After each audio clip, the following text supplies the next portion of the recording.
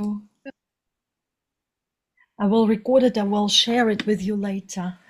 How are you? Okay, fine, and you?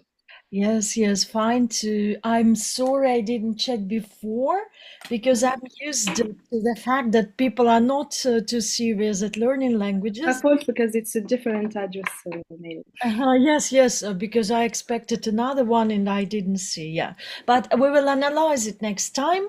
I will prepare you all the explanations and things like that. I will check.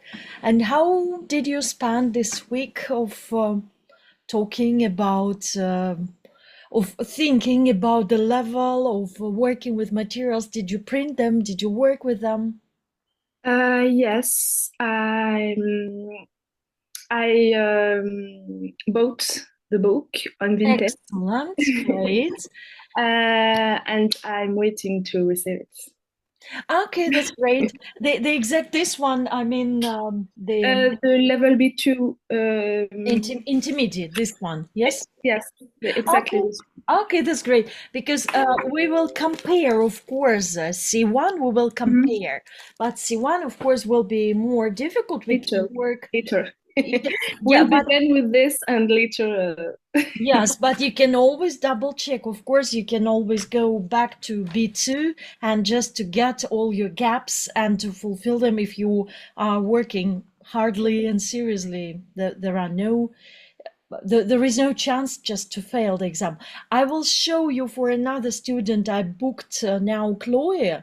There is Mhm. an personal ID, login, password. She doesn't work now. I don't know what does she think. How does she think develop her skills? But because we have to work if we want to grow up, of course. Yes. Okay. Have you? I printed some documents about um, leadership, A leadership, okay, you printed leadership and any, and another one was I don't have the first page, but it's on IKEA. what is the page number? There were cultures in, Leadership. It's only leadership. Yeah, okay, the, would you like the to chapter work? 12. Leadership. Would you like to work with leadership right now? Because I've prepared culture, but I can adjust. No, as you want. I prepared leadership. I didn't finish it. Just I began to To do the read and things exercise. like that. Yeah. Okay, we will have a look at different things and at different stuff.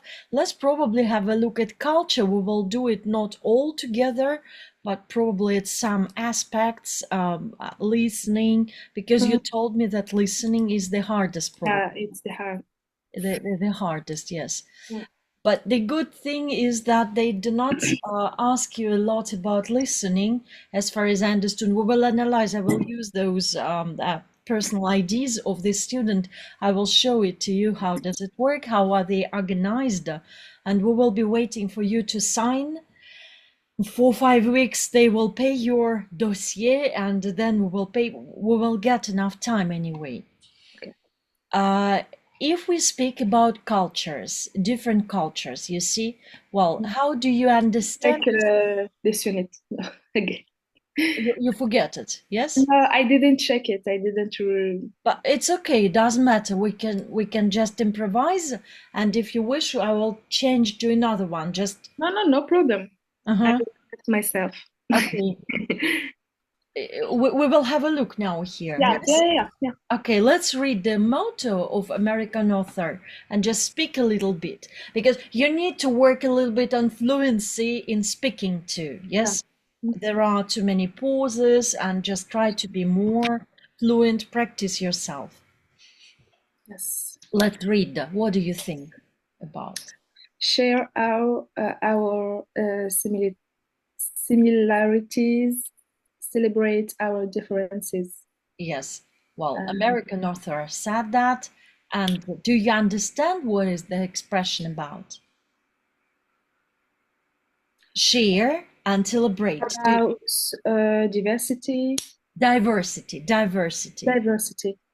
Yes, it's about diversity, how they are of value, they are valuable, of Mhm. course. The word to share, you know well, yes? Yeah.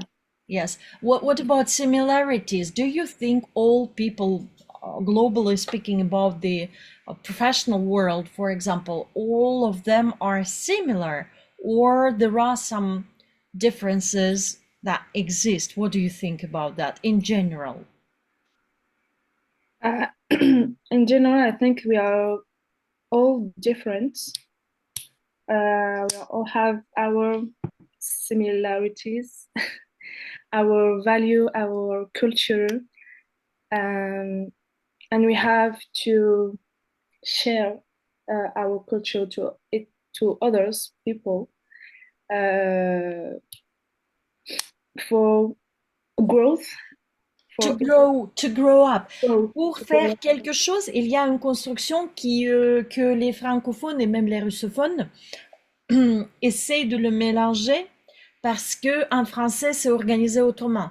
Pour faire quelque chose, c'est nécessaire de rajouter l'infinitif. To do something. Mhm. To do something, ça veut dire pour faire quelque chose. On ne cherche pas for, on organise les phrases comme ça. To do something. You can organize the phrases like that.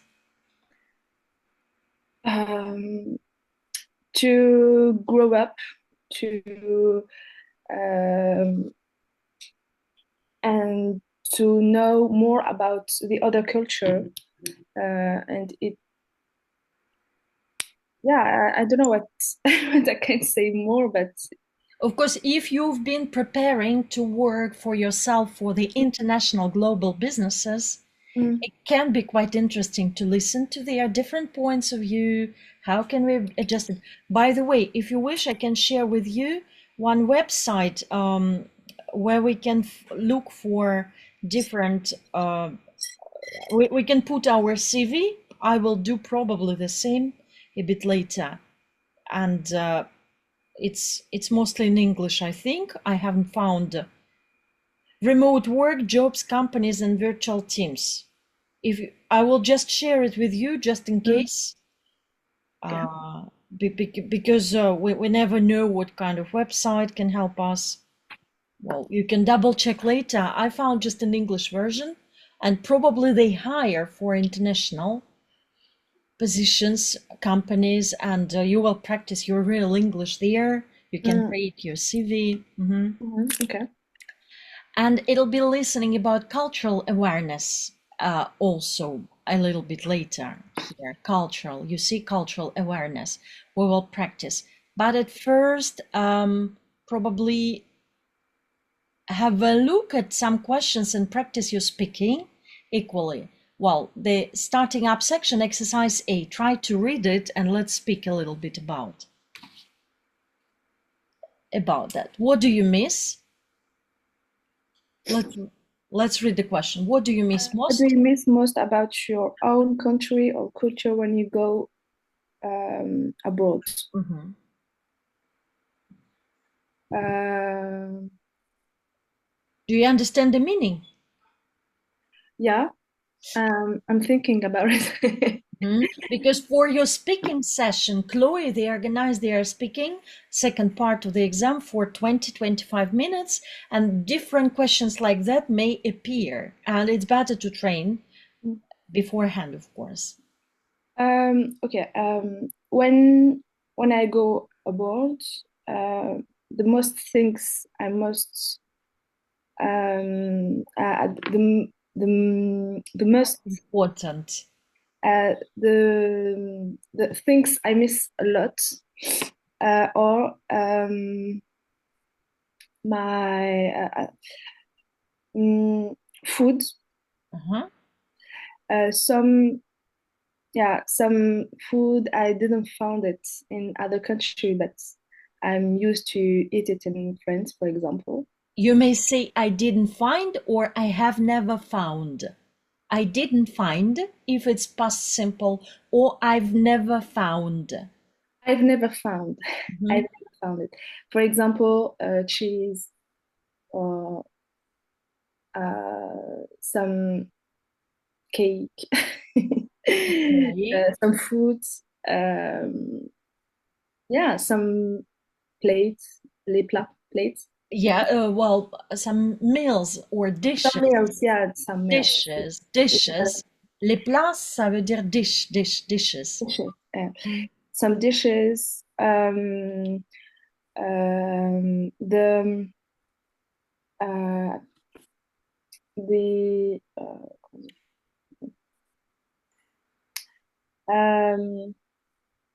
même en France, je l'ai plus. Comment on dit? The temperature, The temperature.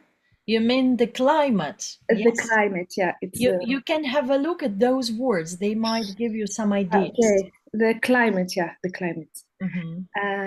The climate. And what else?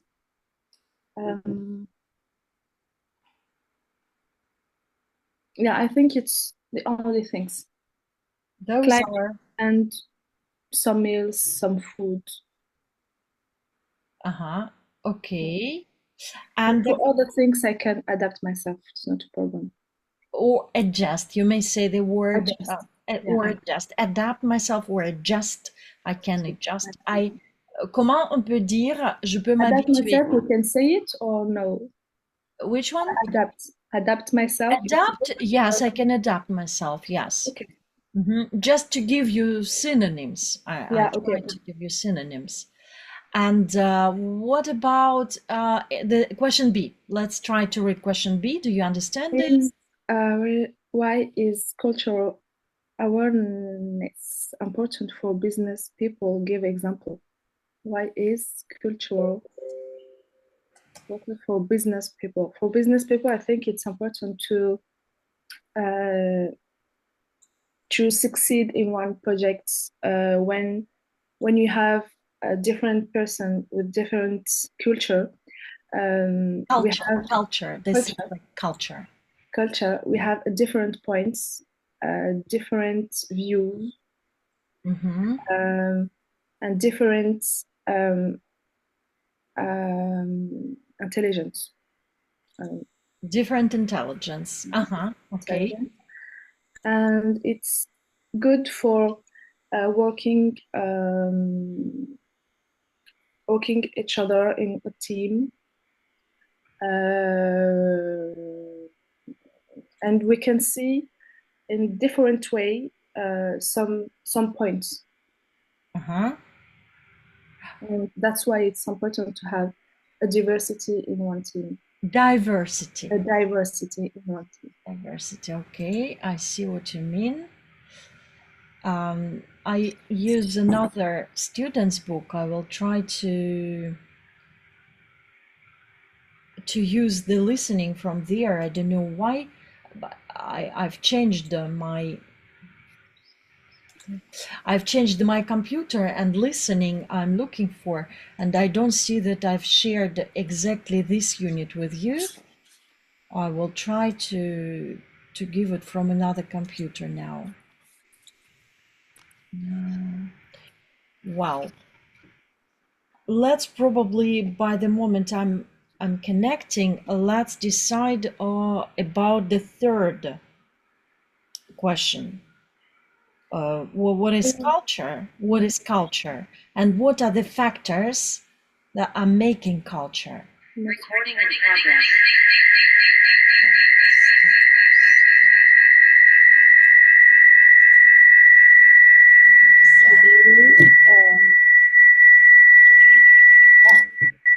C'est moi. Un peu bizarre. Pourquoi?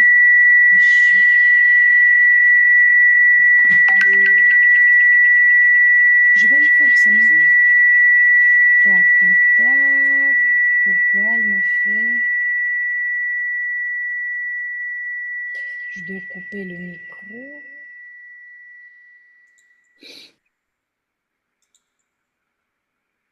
Autoriser. Et je dois couper le micro et je dois partager le son. Non. Un peu bizarre. Okay, we will do it otherwise. What about the next question? I will find it otherwise. But what is culture? Yes, what is culture for you? Just let me check the words. Culture.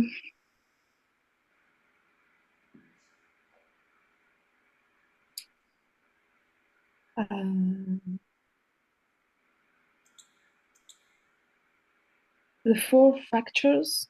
I have to choose only 4 factors. Yes, the task is to choose 4 and speak about them a little bit. Mhm. Culture, the first one, I choose language. A culture, it's how can I say it?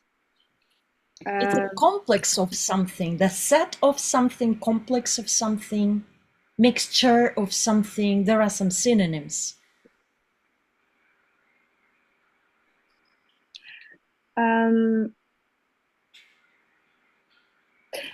Language, because we all have our language, our language, and I think culture, it's comment dire?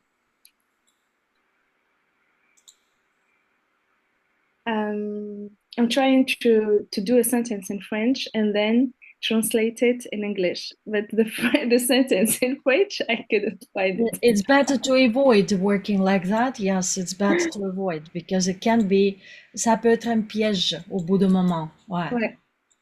Mais là, même en français, je bloque, je sais même pas comment. Uh-huh.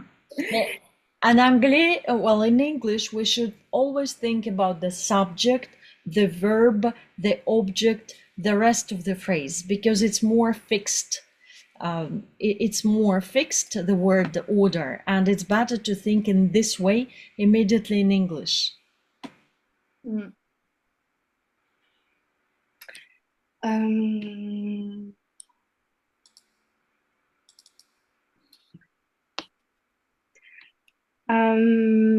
I will change language. I will talk about ideas and beliefs. Mhm.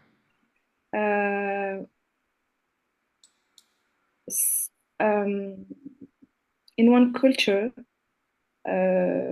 peoples had Not peoples, people.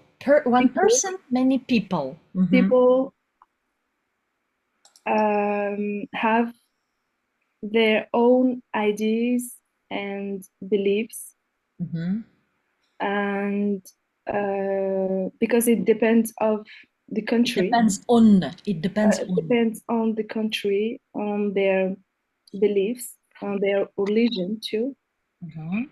So the second one is the religion.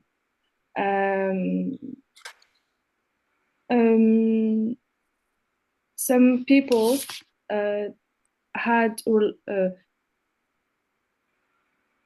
believe in some religion or not.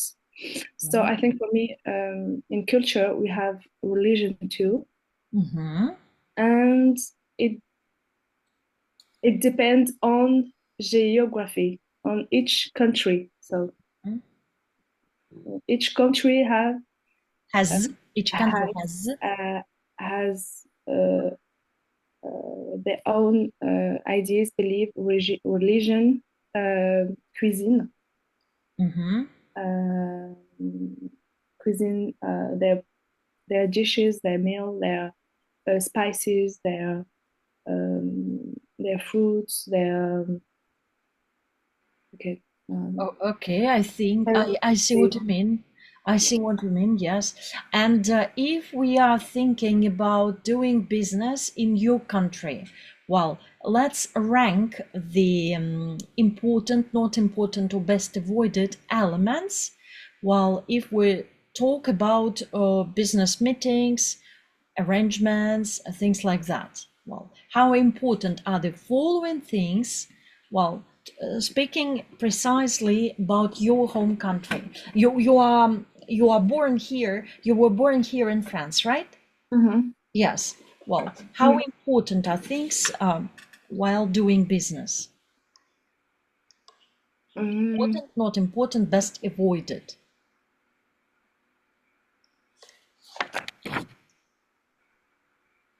Um,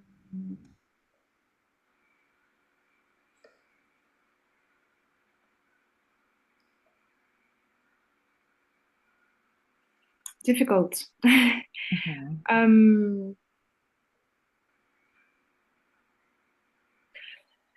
Important.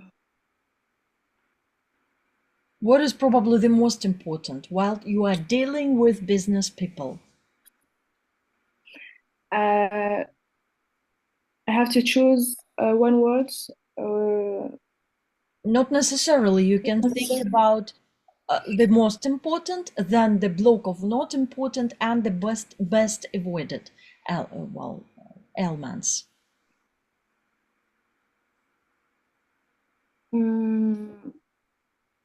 Oh, it's really hard to respond.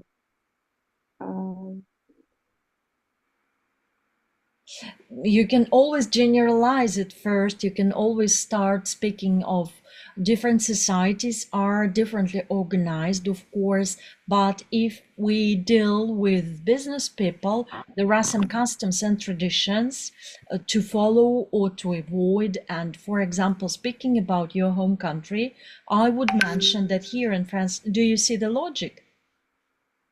Could you give me an example Uh, for you, and then That's what I did now. Yes, that's what I did.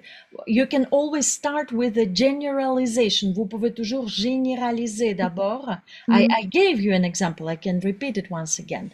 Well, a different country is organized differently, especially if we are talking about business protocol, for example.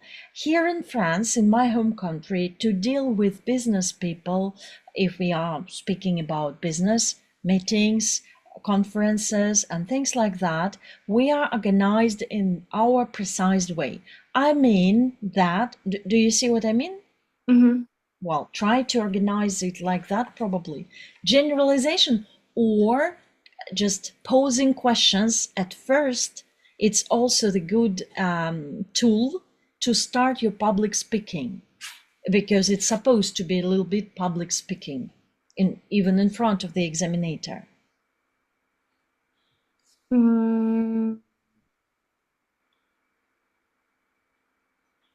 You can always start with generalization or the question to ask.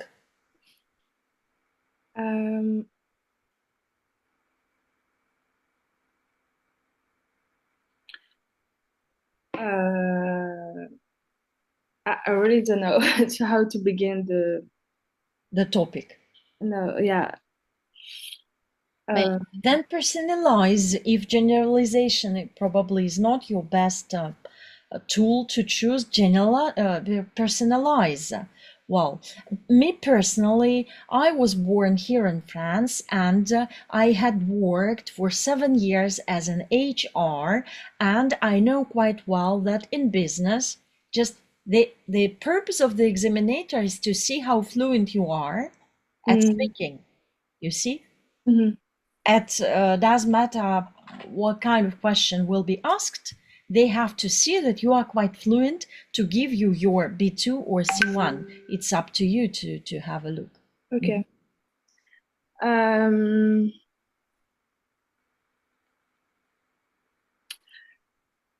Okay, as you know, I'm working now for 7 years in HR field, especially in recruiting. And when you have, for example, a meeting with a meeting with my clients, you have, it's important to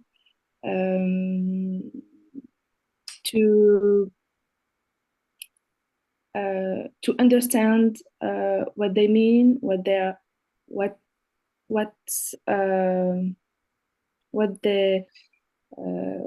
they need for their team, what they For example, when you want to recruit someone, you have a meeting, an important meeting for with the manager, and we had to understand what he needs. We had to, or we have to. C'est pas le premier. We have to, in general. Yeah. Parce que j'entends assez souvent chez vous, we had to, et ça veut dire que vous parlez de passé. Mais c'est No, pas we have to. we have to. We have to understand what they need for their team, to understand the profile,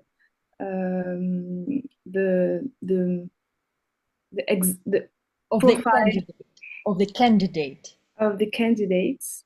His background, probably educational background, culture. His background. Background. Background, experience, behavior, skills, and as a recruiter, I have to note everything. It's very important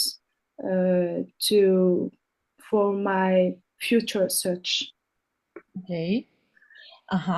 And just in general, while doing business, French people, what do they do first? Do they exchange their business cards when they meet each other? Do they shake their hands? What could be the most important here among those mentioned? Shaking hands. Okay. In France, very, very, very important to have a small talk before meetings. That's true, yes. In American culture, it's extremely in American culture too. And sometimes it could be difficult, but because you don't know what you will say, and you have to invent, to imagine, to small talk. To keep speaking, to keep talking. To keep talking, and some people don't like that. Yes, but we have to get used to that, to adjust, to accept. To do some humor in meetings. Okay. Very important in the French culture. To have humor, not to do, but to have humor. To have humor in the culture, in the French culture. What about punctuality? Punctuality. It's very important. Very important, but it depends on the meetings. It depends on. It depends on the meetings. If the meetings is important or not. Okay. Yeah, but generally, the punctuality is very important in France. Okay. And to being formal. To be formal, being formal or informal. Being formal is very important. La création de phrases. Being important. Being formal is very important in French business culture. In French business culture. Culture. Or business environment, you may say. There are some synonyms, of course, to avoid the repetitive constructions. Okay. And what about being direct? Could that be accepted, or it's better to avoid? To being direct, I think in French culture, it's not. It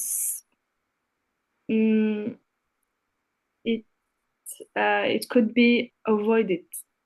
It's better being avoided. It's the best thing is to avoid it, or it's best avoided, like it's written here. It's best avoided. It's best avoided.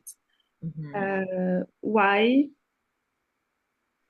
I don't know. It's cultural. It's cultural. Sure.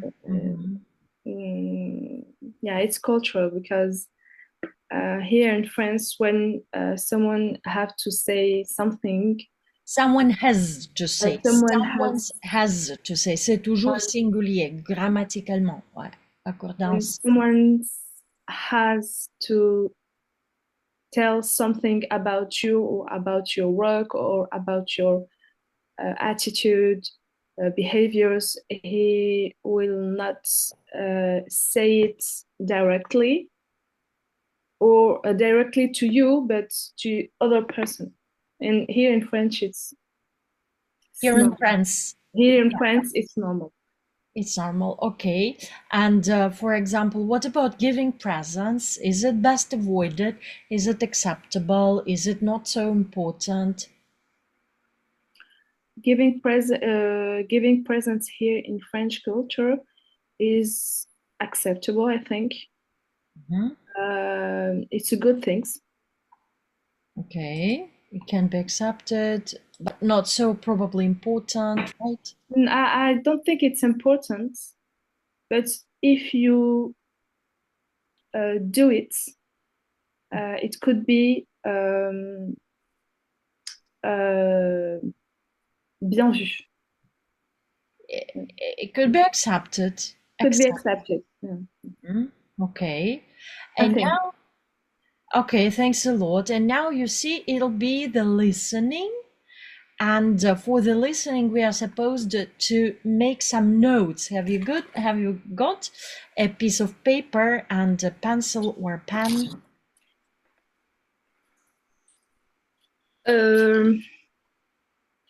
Okay. We will try. Yes, I understood that you haven't printed, but we will try. This one I didn't print it. Yes, I understood, but try to Yeah, to work. complete.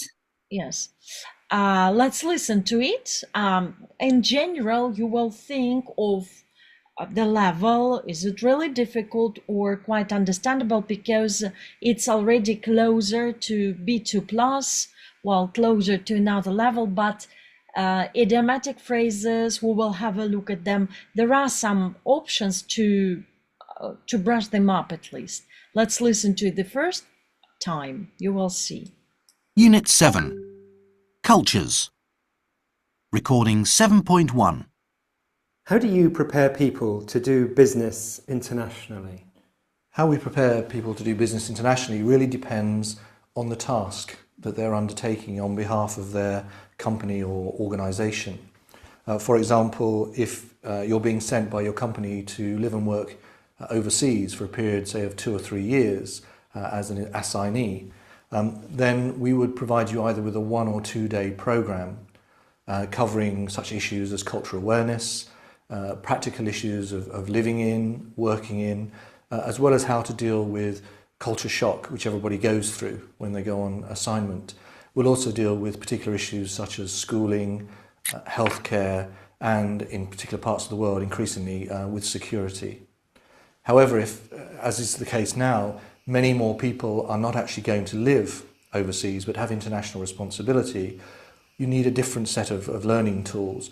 And that is, first of all, a general cultural awareness and understanding of how you should really operate when dealing with people with other cultures, teaching you how to negotiate contracts, communication, just generally whether that's by telephone, by email, or even by the written word.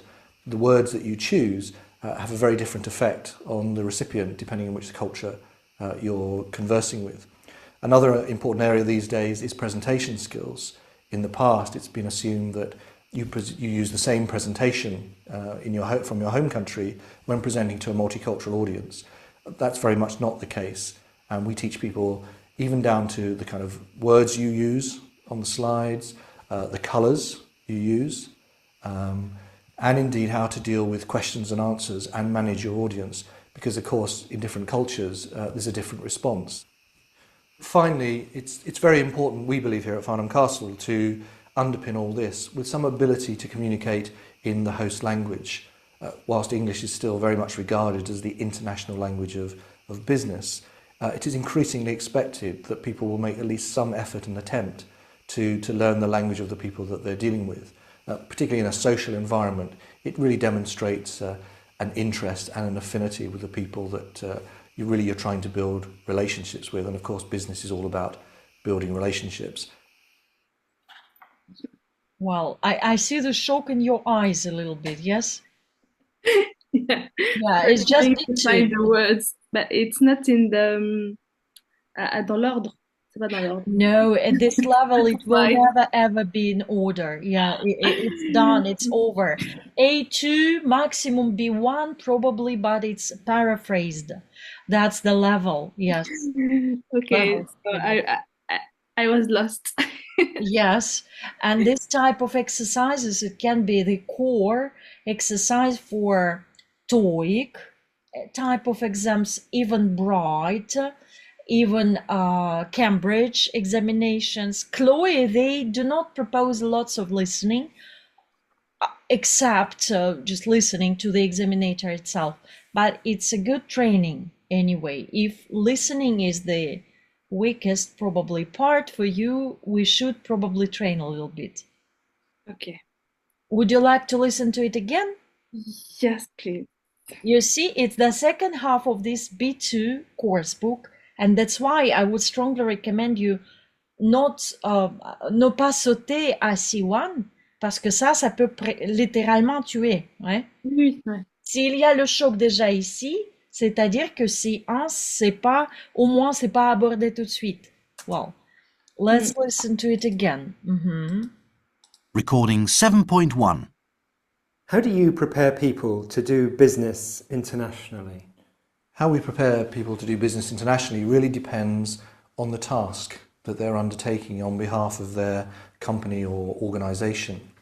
For example, if you're being sent by your company to live and work overseas for a period, say, of 2 or 3 years as an assignee, then we would provide you either with a 1 or 2 day programme covering such issues as cultural awareness, practical issues of living in, working in, as well as how to deal with culture shock, which everybody goes through when they go on assignment.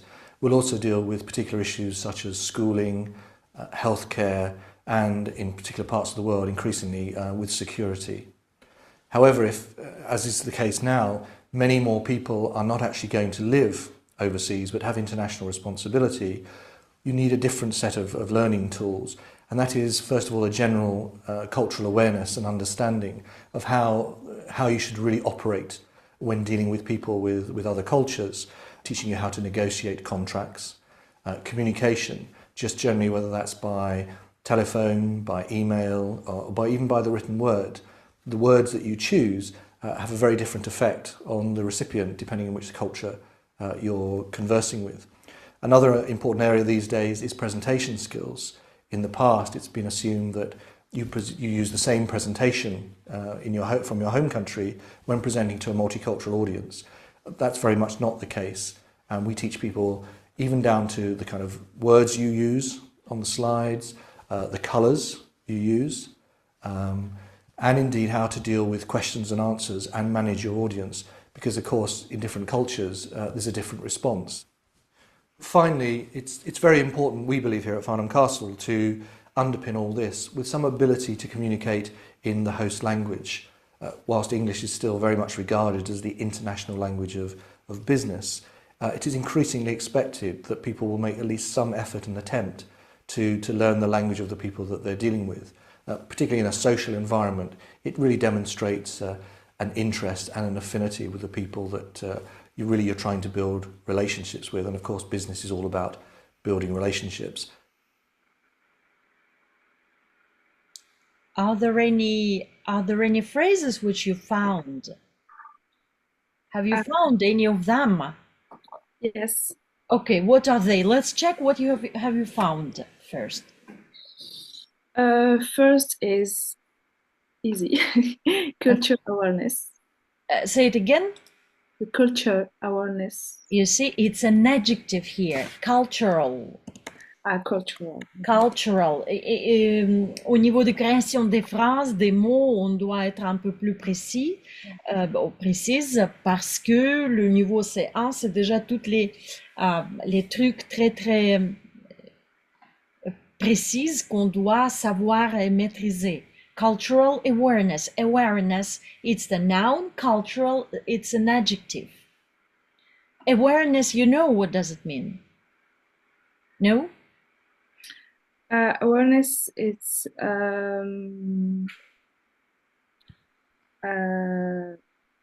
Qu'est-ce que ça veut dire? I am aware of our next subject to discuss.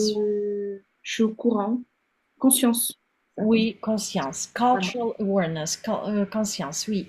Okay, what about number 2 and number 3?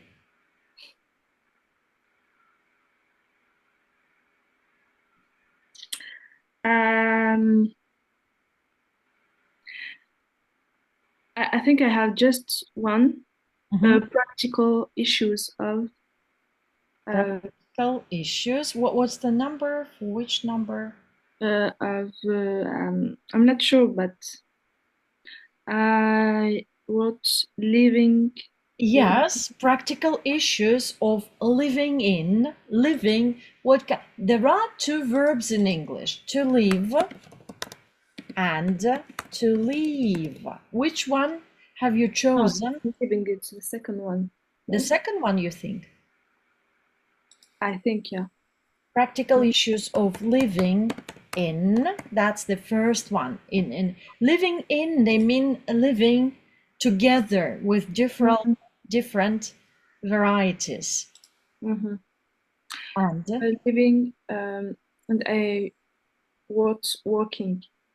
And working in overseas. And working in overseas. Because of overseas, we can choose just the first one. Living something, it's not about living overseas. Live, to live for Paris, for example. We must use the preposition otherwise. We have to choose to live. Practical issues of living in and working in overseas. Do you see? What about anything else you have found? Dealing with, I don't have. Do you know what does it mean to deal with? Yes, it's like working with to. Yes, yes. I think facing, different culture. No, it's not. well, dealing with culture shock. With culture shock. Dealing with culture shock. What is it? Shock. Culture shock. Shock. When we are shocked, quand on est choqué par quelque chose. Quelque part. Shock, okay. Shock, yes. Dealing with culture shock. Schooling, health care. Healthcare.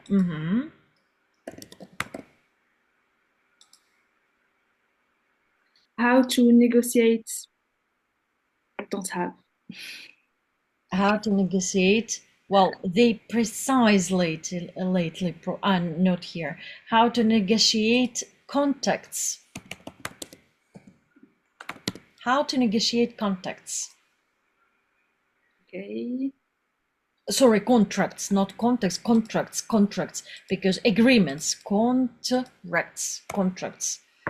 Contracts, it can be paraphrased by agreements. How to negotiate contracts, because in business, of course, we are always negotiating contracts. Yeah, you understand the meaning of the phrase. Yeah, okay. And then I didn't have time to write it. Well, while we are telephoning, we are dealing with oral version of language, but to email we need, well, to be very attentive towards the written words. Written words. That's what they were talking about. Okay. The words you use.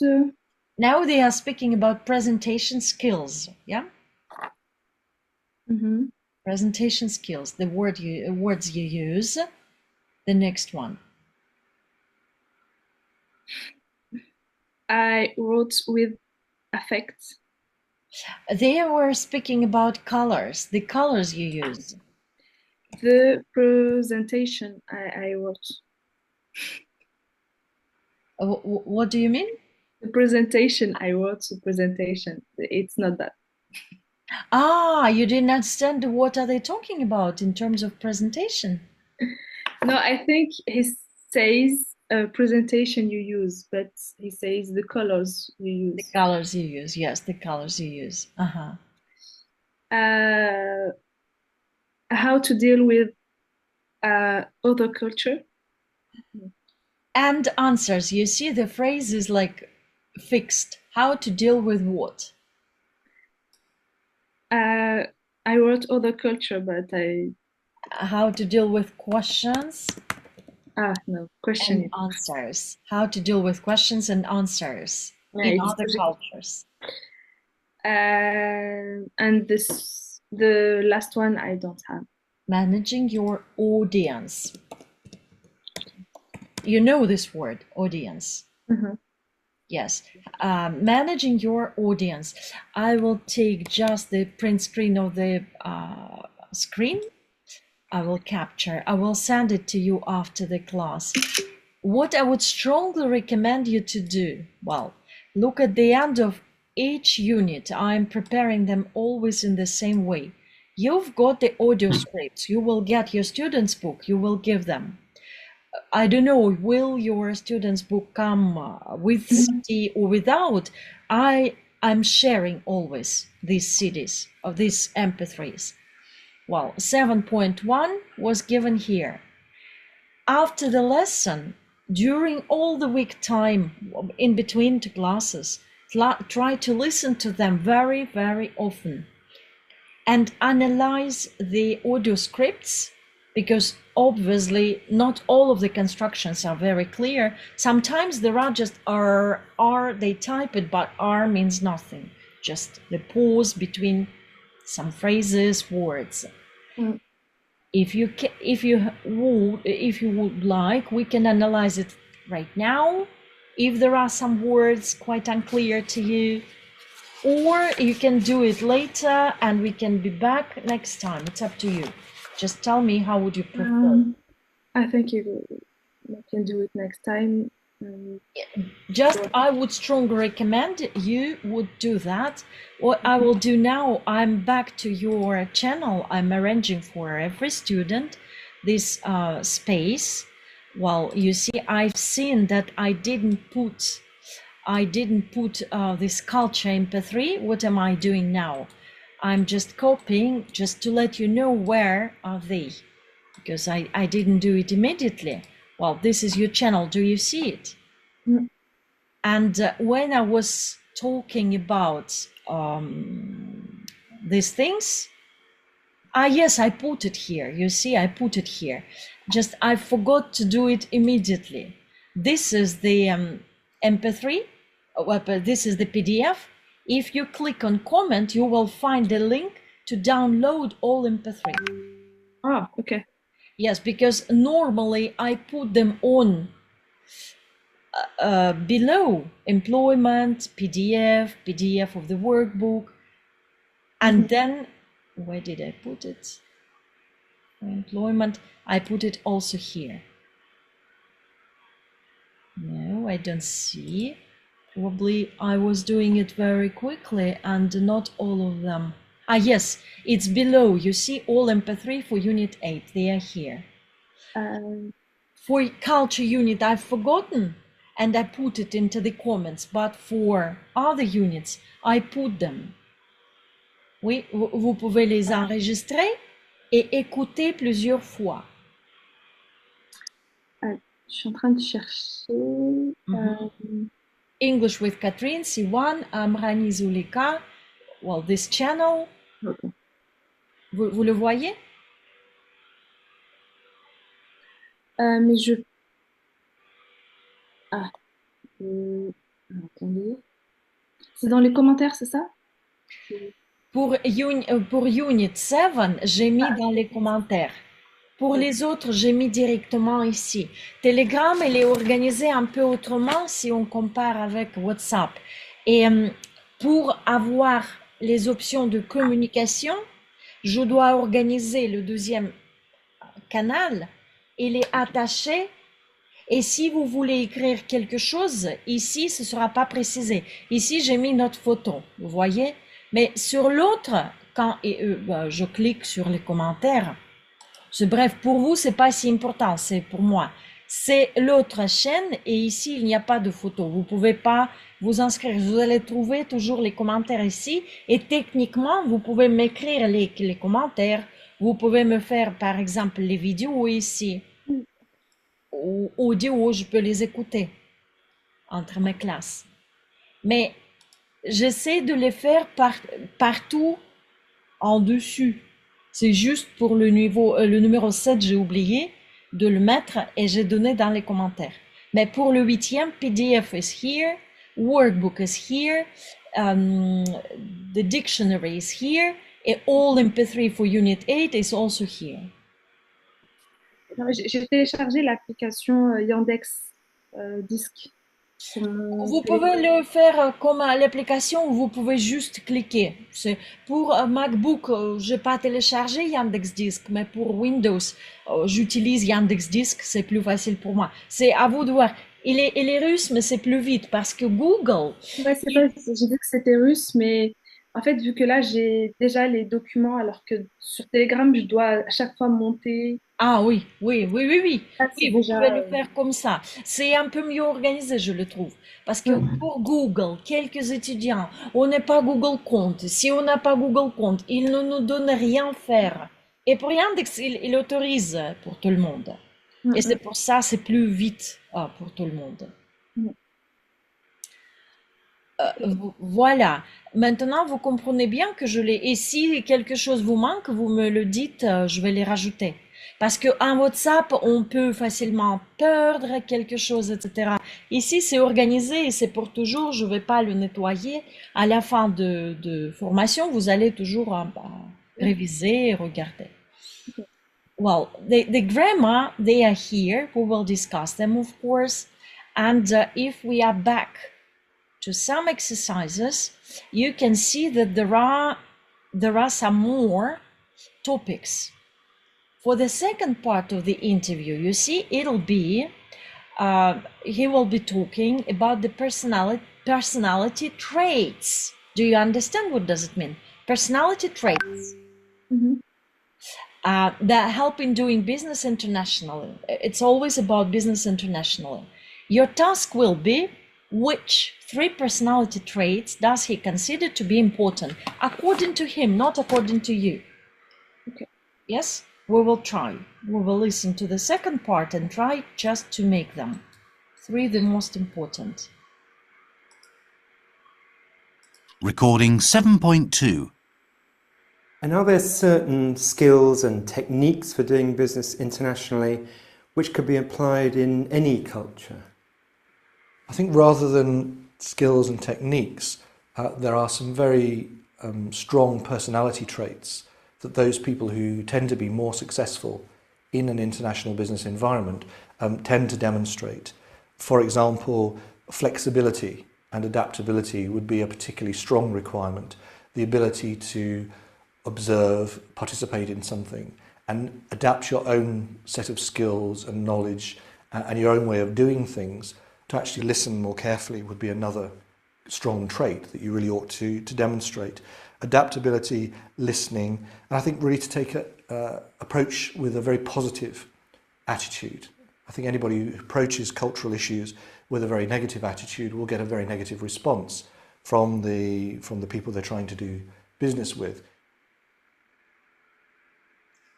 Have you got those 3 personality traits mentioned? Could you just listen again? Yes, yes, of course, yeah, for sure. Let's listen to it again. Point 2. And are there certain skills and techniques for doing business internationally which could be applied in any culture? I think rather than skills and techniques, there are some very strong personality traits that those people who tend to be more successful in an international business environment tend to demonstrate. For example, flexibility and adaptability would be a particularly strong requirement. The ability to observe, participate in something, and adapt your own set of skills and knowledge and your own way of doing things to actually listen more carefully would be another strong trait that you really ought to demonstrate.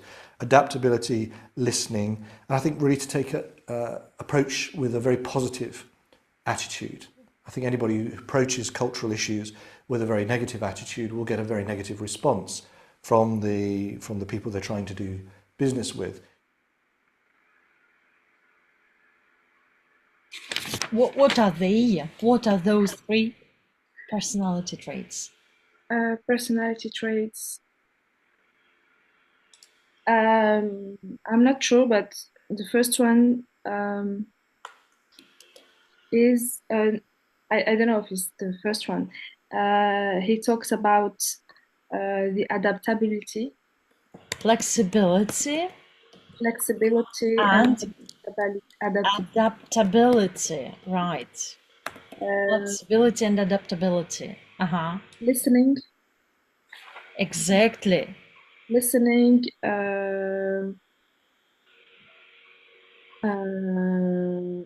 it's all a strong acquirement. Yes, he was talking about listening or listen to people more carefully.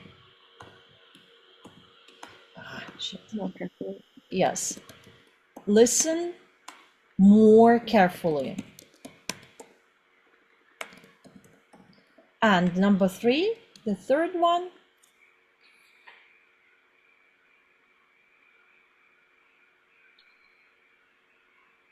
No? Let's listen to this last part, just last part for the third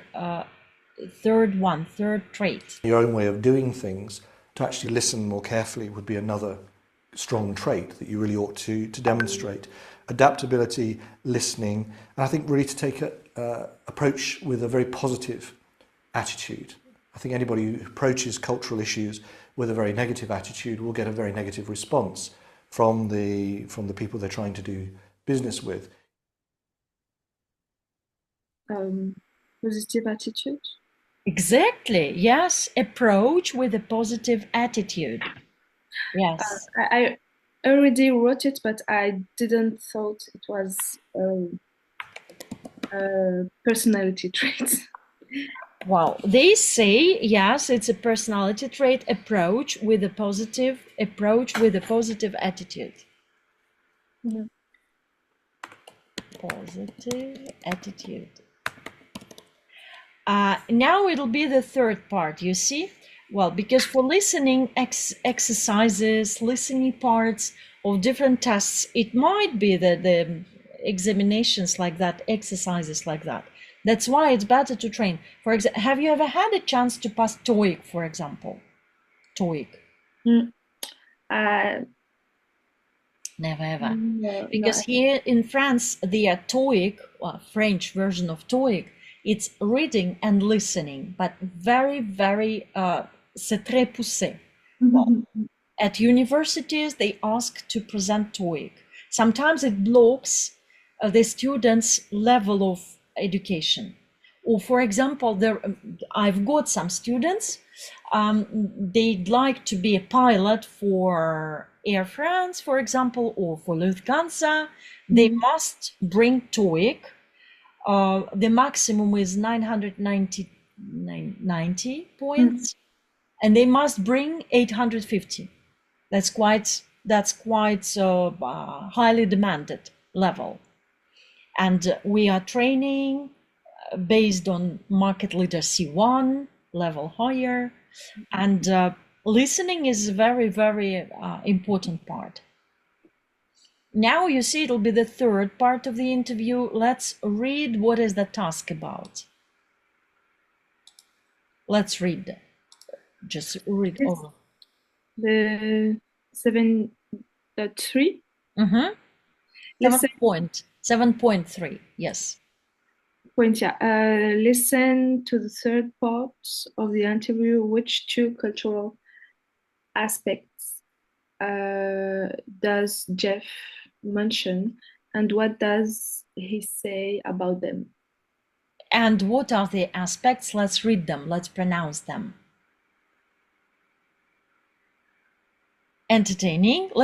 Can you pronounce them? What are they? Just two will be mentioned. Paraphrased, of course.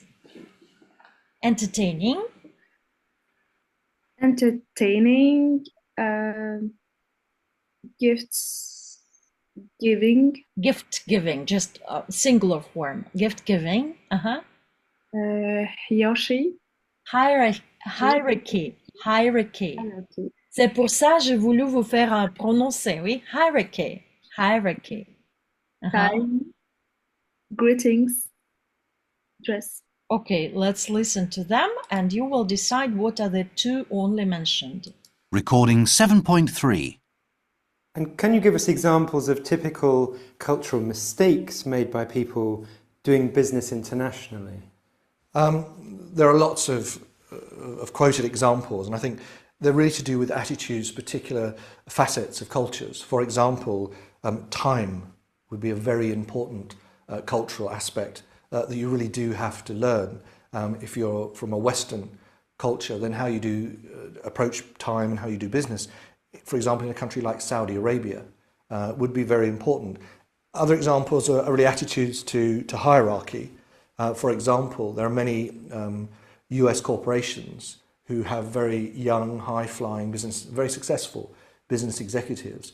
For example, if you send one of those individuals to meet and do business with a senior Asian business person, again, Japan comes to mind, then they'll be met with a very distinctly negative response. And what indeed will happen is that the senior Asian business person will see this very much as an insult, probably either leave the meeting or refuse to attend the meeting, and will actually send somebody who they think is of equal status and age to negotiate with that individual.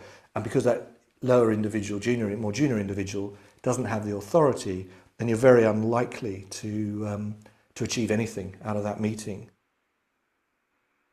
Well, what are two only aspects? First one is time. Exactly, right. He says that's very important culture aspect. Exactly, yes. And what is the second one? Cultural, not culture aspect, but cultural adjective, cultural aspect. Hierarchy, exactly. That's the second one. Yes. And we could also practice probably your speaking skills, but of course the time is a little bit, flying. Let's have a look at the vocabulary and idioms, because the main trait of the level C1, it's the awareness of the idioms. And well, those phrases which are fixed behind there is the meaning, and sometimes or quite often we can't guess what does it mean if we've never ever had a look at them. Do you see what I mean? Well, let's have a look at those features. Or I will probably close, which you will get your student's book, and it'll be the new one, I hope. They are not always right ones here.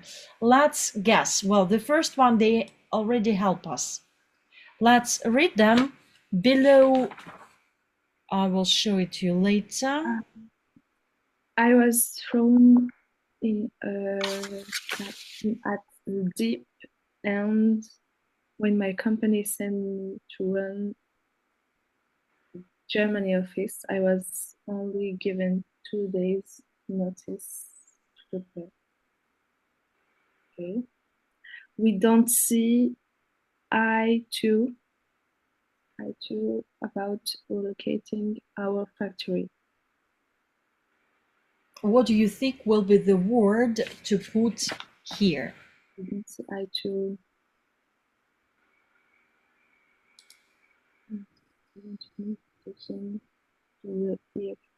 Those are the words to choose from. to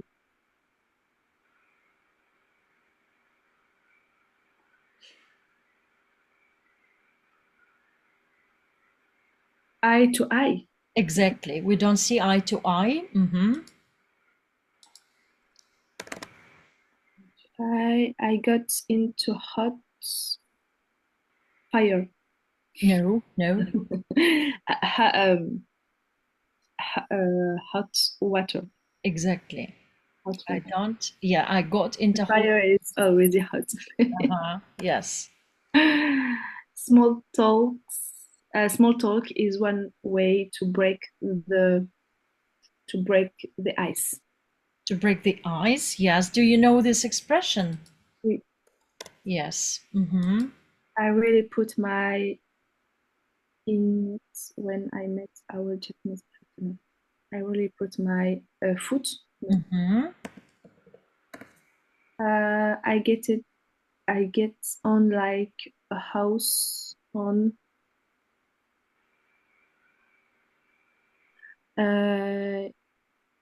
with our Polish agent. We like the same thing and have the same sense of humor. On like house on. I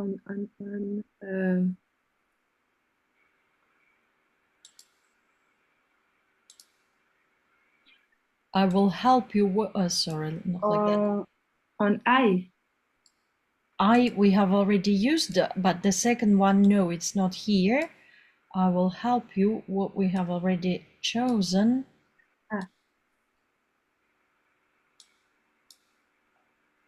No.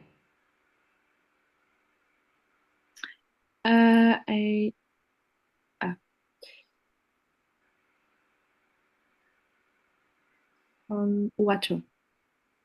No. The meaning is, yes, the meaning is like the house on fire gets very quickly. Yes. I get on like a house on fire. You see, we could It's probably. an expression? Yes, they are all expressions, idioms, vocabulary idioms.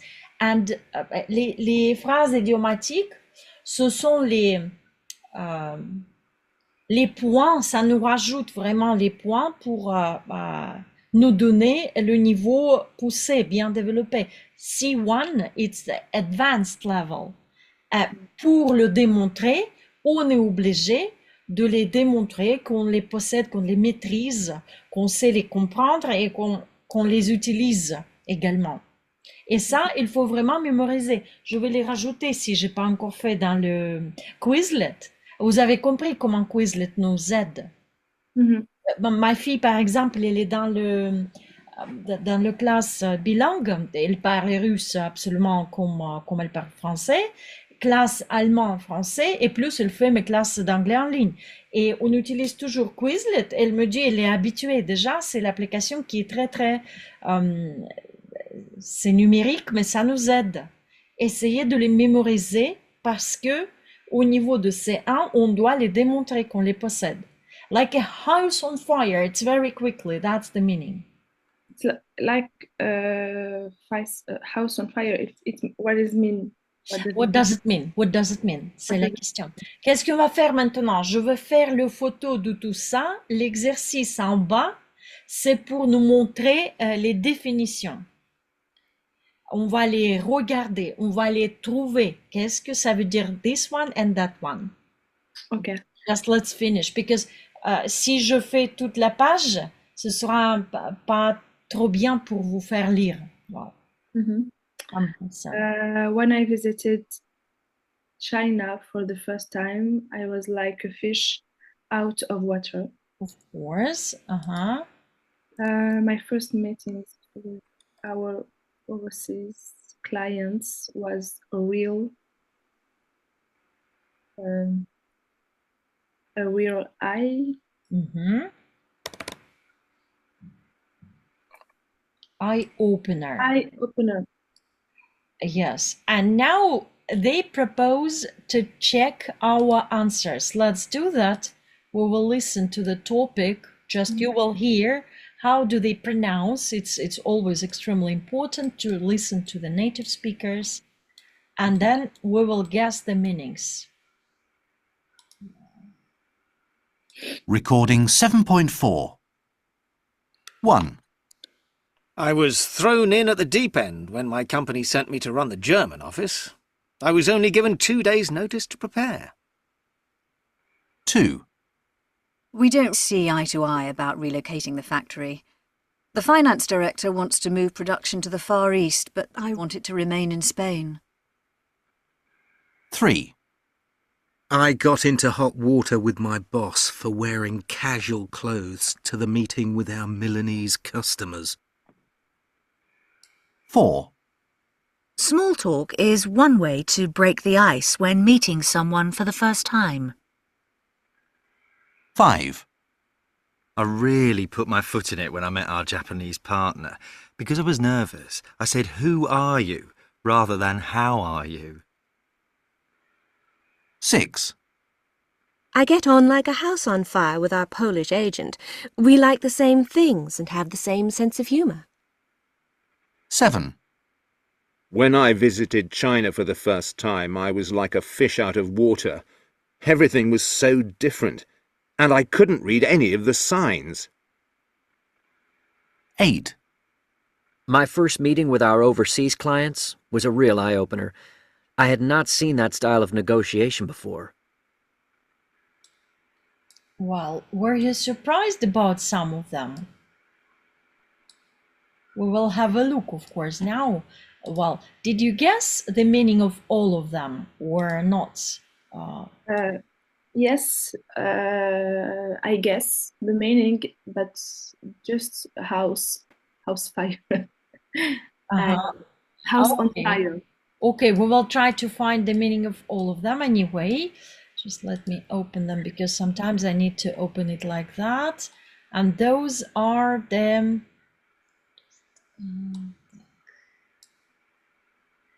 not probably very large, but it's better than nothing. Like that. Yes, like that. Yes, let's guess. Let's have a look at them both. Do you see both of my pages? Yes. Yeah. Okay, let's probably decide. Well, given a difficult job to do without preparation, it was about to be thrown in at the deep end, and let's decide about others. Could we have a friend relationship with someone? Could we have a friendly relationship with someone?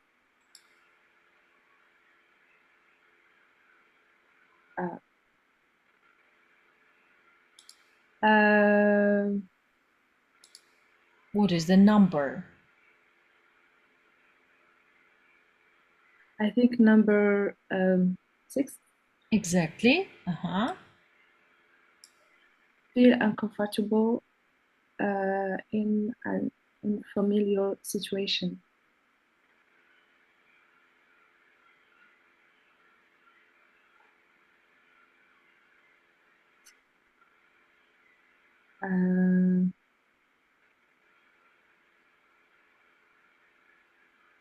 Eye to eye? 2? It's not 2? No. When we don't feel well, morally speaking, well, in terms of our feelings, we feel like... it's 5. No.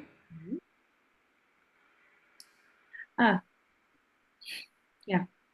Like a fish out of water. Okay, the next one. Say or do something without thinking carefully so that you embarrass or upset someone.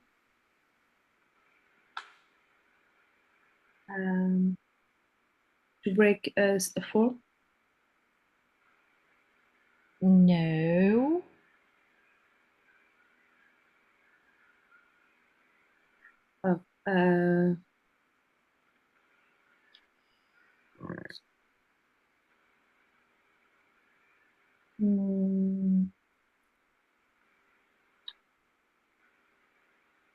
It's not 5.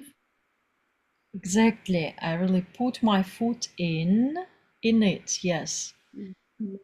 Yeah, it's number 5 here.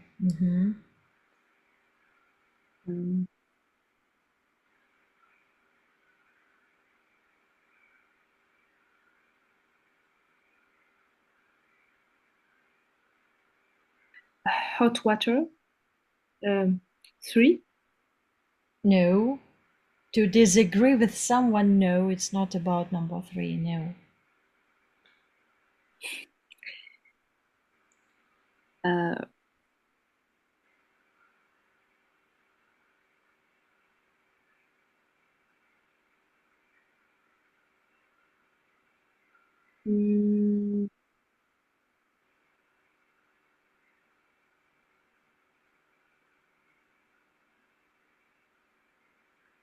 Two?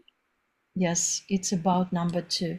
You see, and this is the construction. The finance director wants to move production to the Far East, but I want it to remain.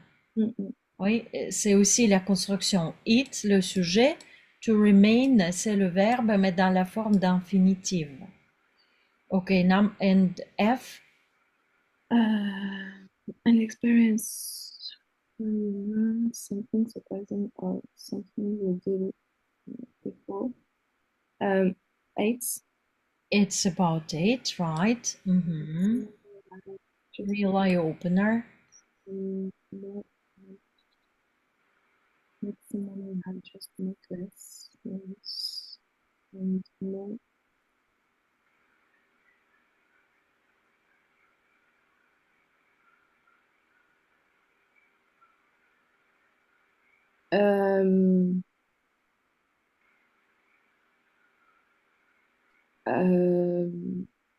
Four.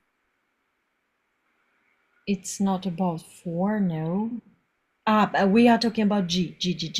Yes, we are not yet in get into trouble. Yes. To get into trouble, it's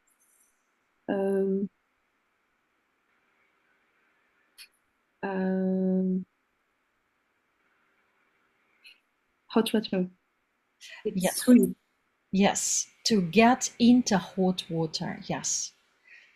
And those phrases, I will put them, if it's not done yet, into Quizlet. And just to let you know that it can be extremely important to know how to use them, or at least to understand their meanings. Because at C1 level, they must be presented like as a form of passive vocabulary or active one when you know how to use them. Well, what are other expressions in English which you could probably use calmly now? Do you know some of them? Expression in English. For example, when a person is very stubborn, how would you characterize him? He is as stubborn as... Stubborn? He is as stubborn as a mule. Stubborn. You know, taureau, vous dites. Très, il est très... Colère? Pas tort, mais il est très... Il insiste toujours à... Oui. Têtu, quoi. Stubborn. Les autres, il lui dit que non, mais non, c'est pas comme ça. Mais dans tout cas, il insiste, il continue, il est très... Taureau? I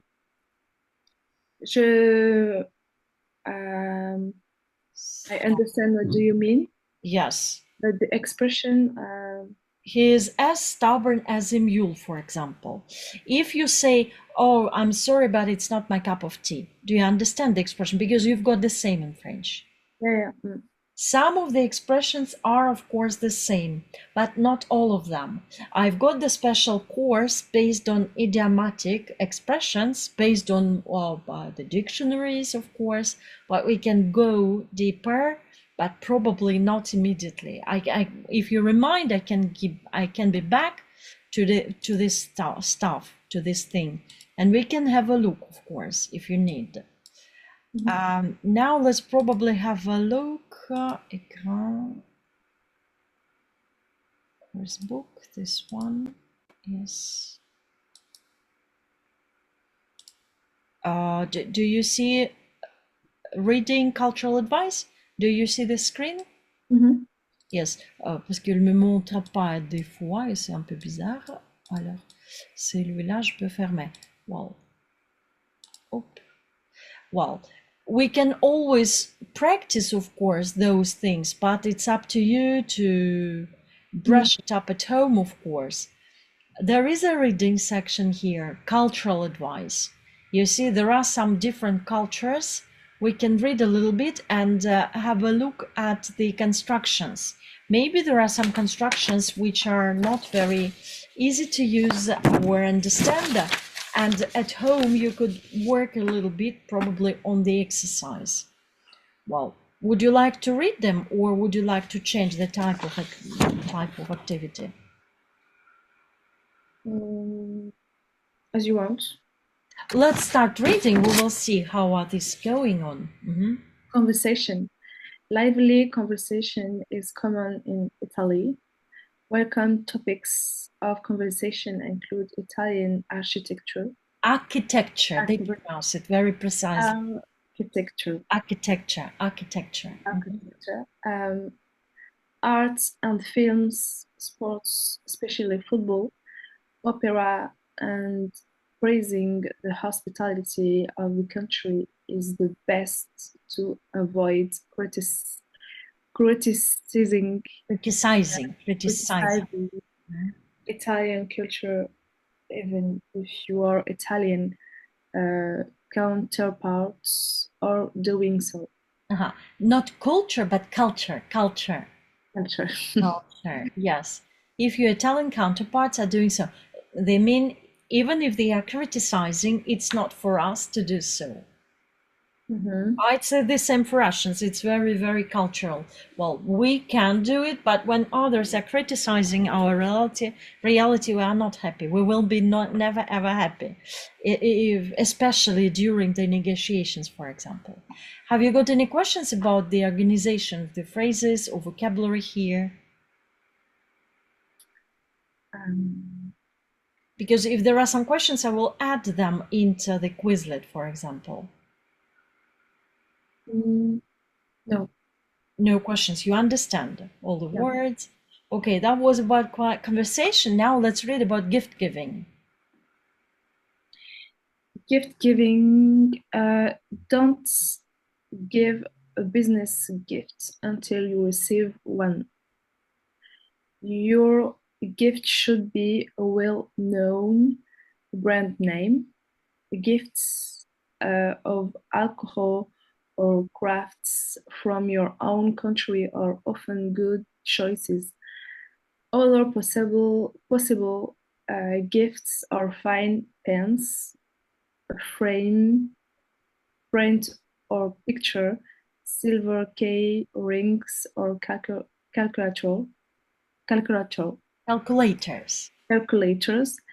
Avoid giving gifts showing your company's logo. Well, silver keys, silver key, not K, but key, silver key. They pronounce it like that, key. Any questions about those instructions?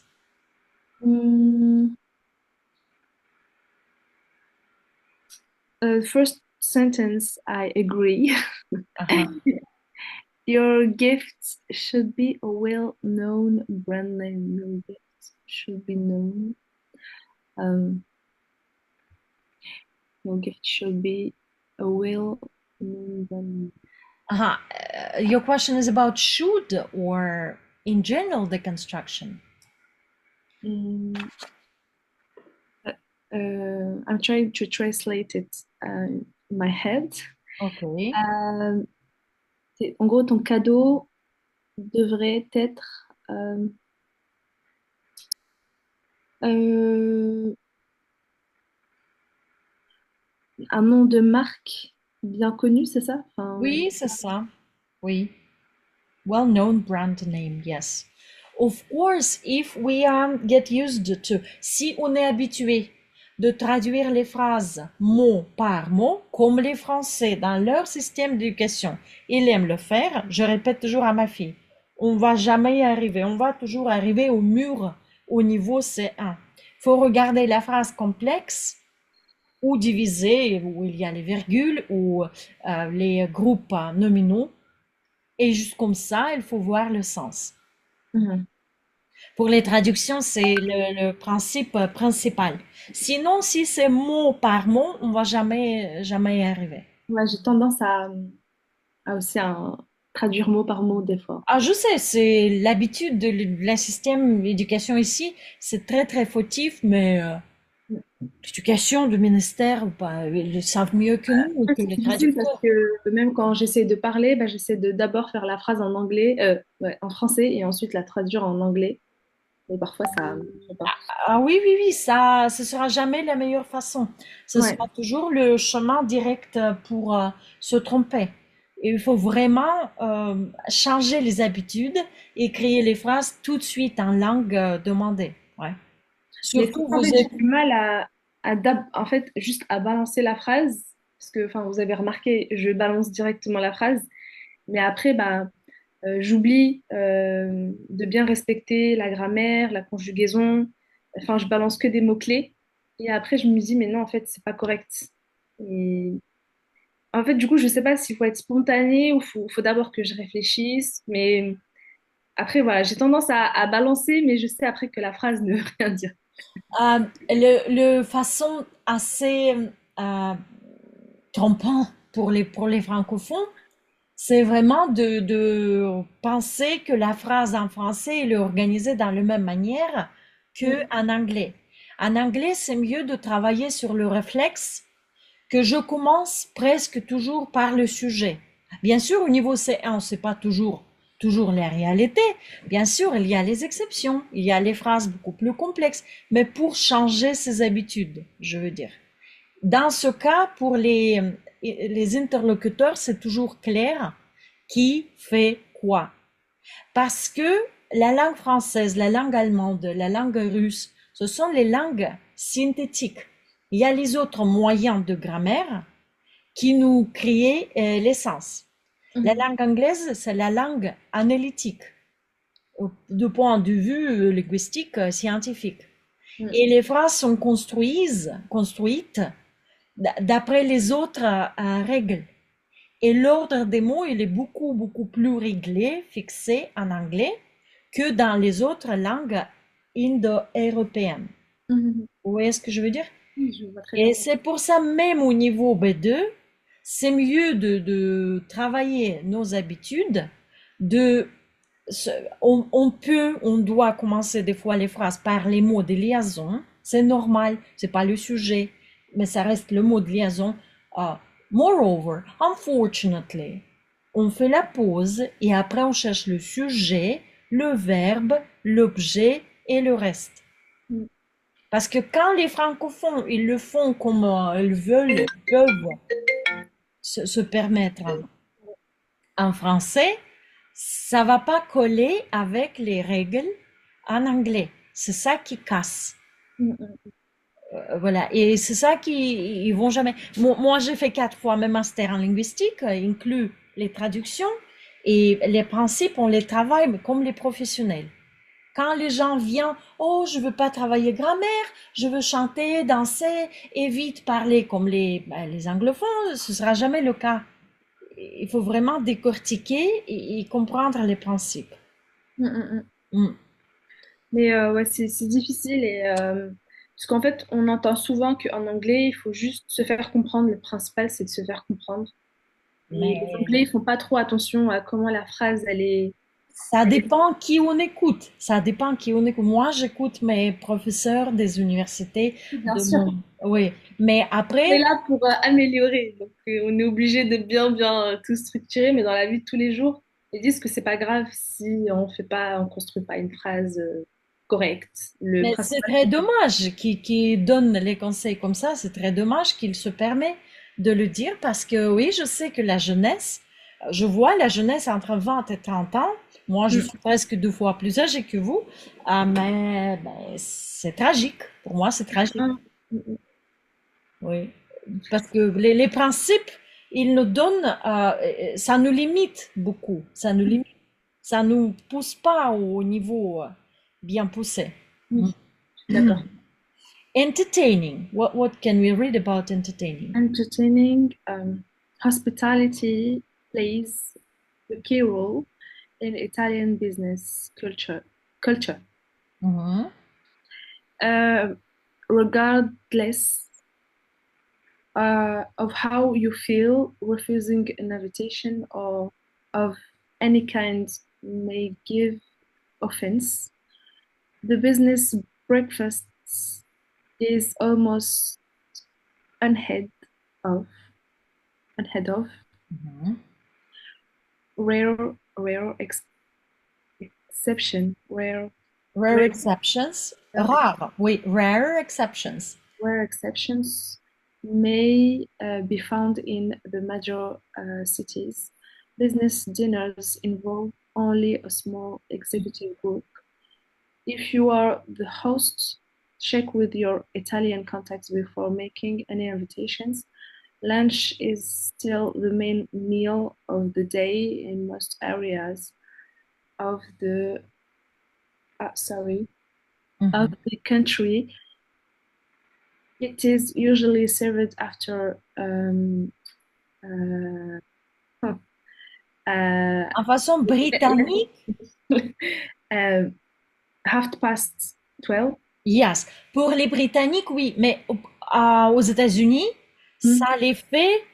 Mais j'étais en train de recevoir mes diplômes comme prof d'anglais comme la langue étrangère entre les Américains et les autres natifs. Et quand on les prononce de façon britannique, ça les fait 5:15. Catherine, what time is it? 5:15. Oh! Et tu regardes les pauvres Américains. Oh! 12:30 p.m. Oui, 12:30, oui, pour les 12:30 Américains.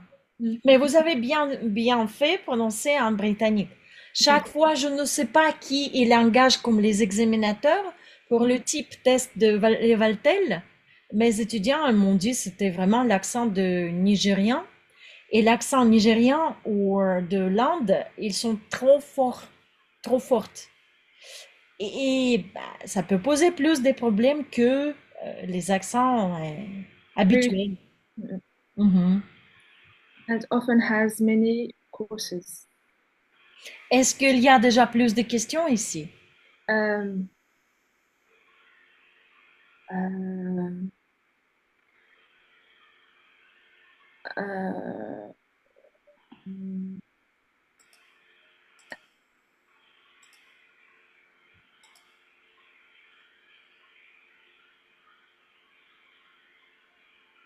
No, it's okay. Ok. Au niveau des constructions des phrases, c'est bon, ok, c'est bien. Je vous proposerai de les regarder peut-être à la maison si vous voulez et aborder un tout petit peu de grammaire parce que ça fait partie de chaque unit. Et généraliser un peu qu'est-ce que vous connaissez par rapport au verbe de modalité. Ça s'appelle comme ça en anglais, modal verbs. Parce que ce que j'ai entendu par les francophones, ça me chagrine chaque fois. Ça me rend triste parce que j'ai vu qu'il n'y a pas de généralisation et chaque fois, ça les pose les problèmes au niveau de grammaire et quelques trucs au niveau des examens et les demandes, même pour BTS. J'ai travaillé beaucoup pour les BTS et aussi également pour le fac, mais pas linguistique pour les techniciens, etc. Et quand je pose cette question, les verbes de modalité, les Français, les Françaises me sortent randomly, les choses assez pas complètes, jamais complètes. Est-ce que vous connaissez qu'est-ce que ça veut dire les verbes de modalité, modal verbs? C'est comme des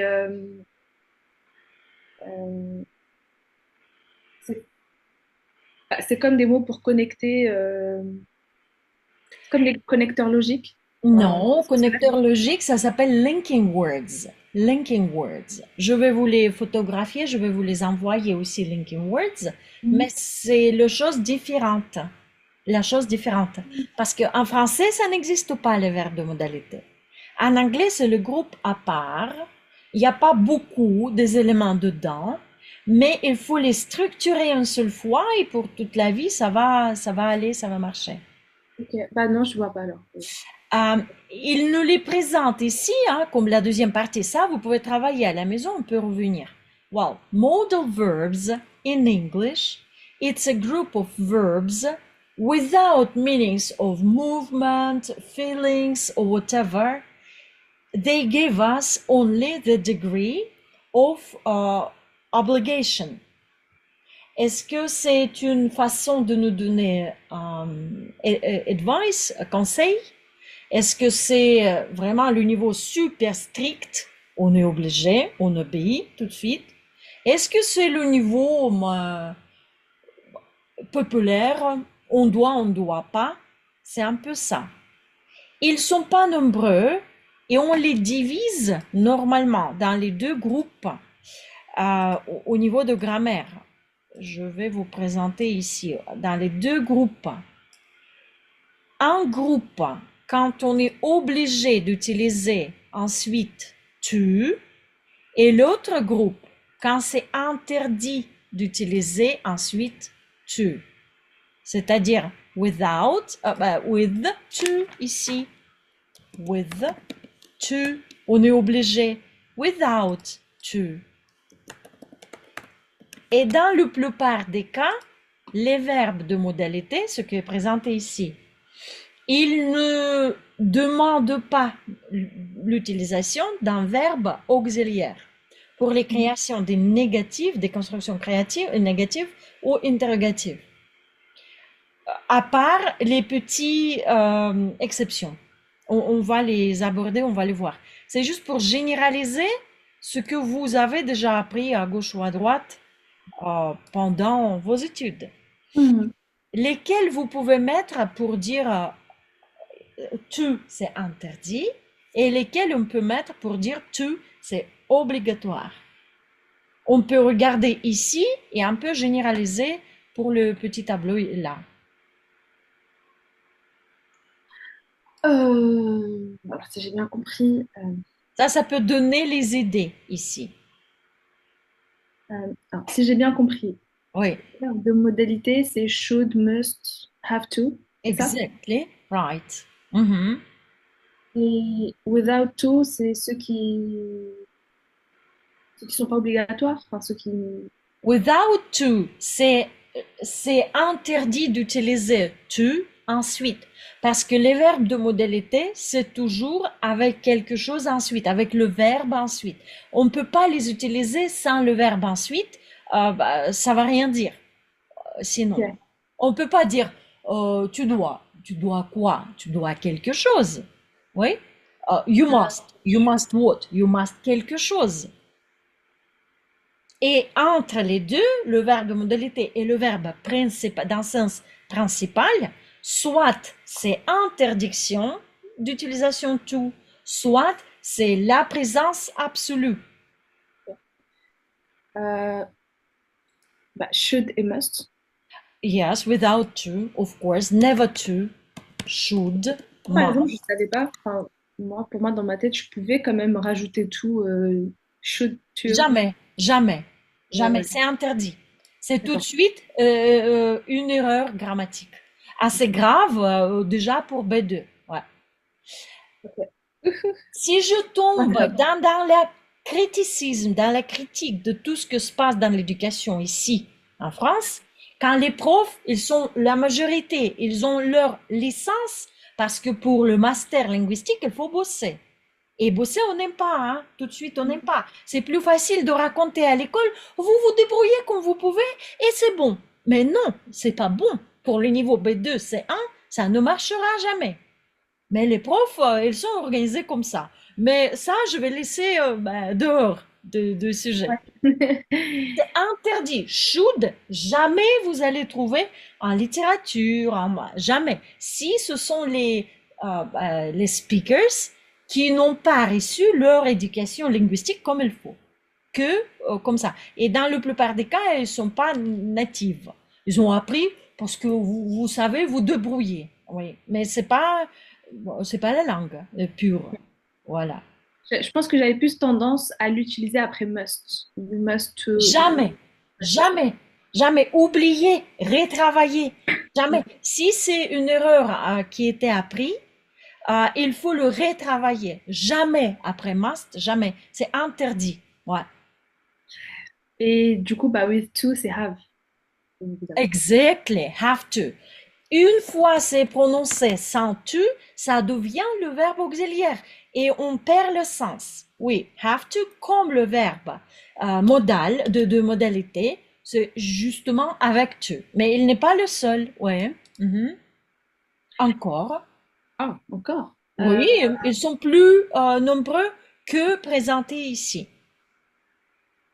Juste pour généraliser une seule fois, et c'est pour toute la vie. Ils ne sont pas super nombreux, mais ils sont quand même nombreux.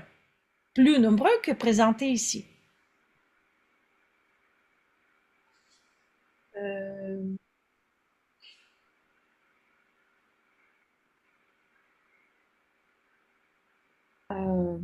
Je vois pas. What about la traduction de français en anglais, c'est vous qui va essayer de le faire. Okay. Je peux acheter une nouvelle voiture. I can. Can, est-ce que c'est without to, with to? Without. Without. I can buy. Yeah. Jamais to ensuite. What about est-ce que je peux ouvrir la porte ou fermer la fenêtre dans la classe? Could, c'est comme la version, c'est plus poli. Également, jamais to ensuite. Oui. Encore. Est-ce que je peux, dans la classe, une élève peut poser cette question? May Oui, may I do something? Jamais to. Encore.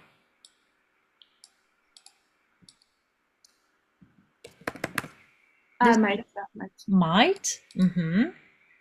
Well, this one, for example. Shall we have something? Jamais, jamais to ensuite. Si on revient ici, ils sont moins nombreux, mais il existe encore les versions quand to est obligatoire, ils sont les verbes de modalité. Lesquels? Je suis capable de parler 3 langues.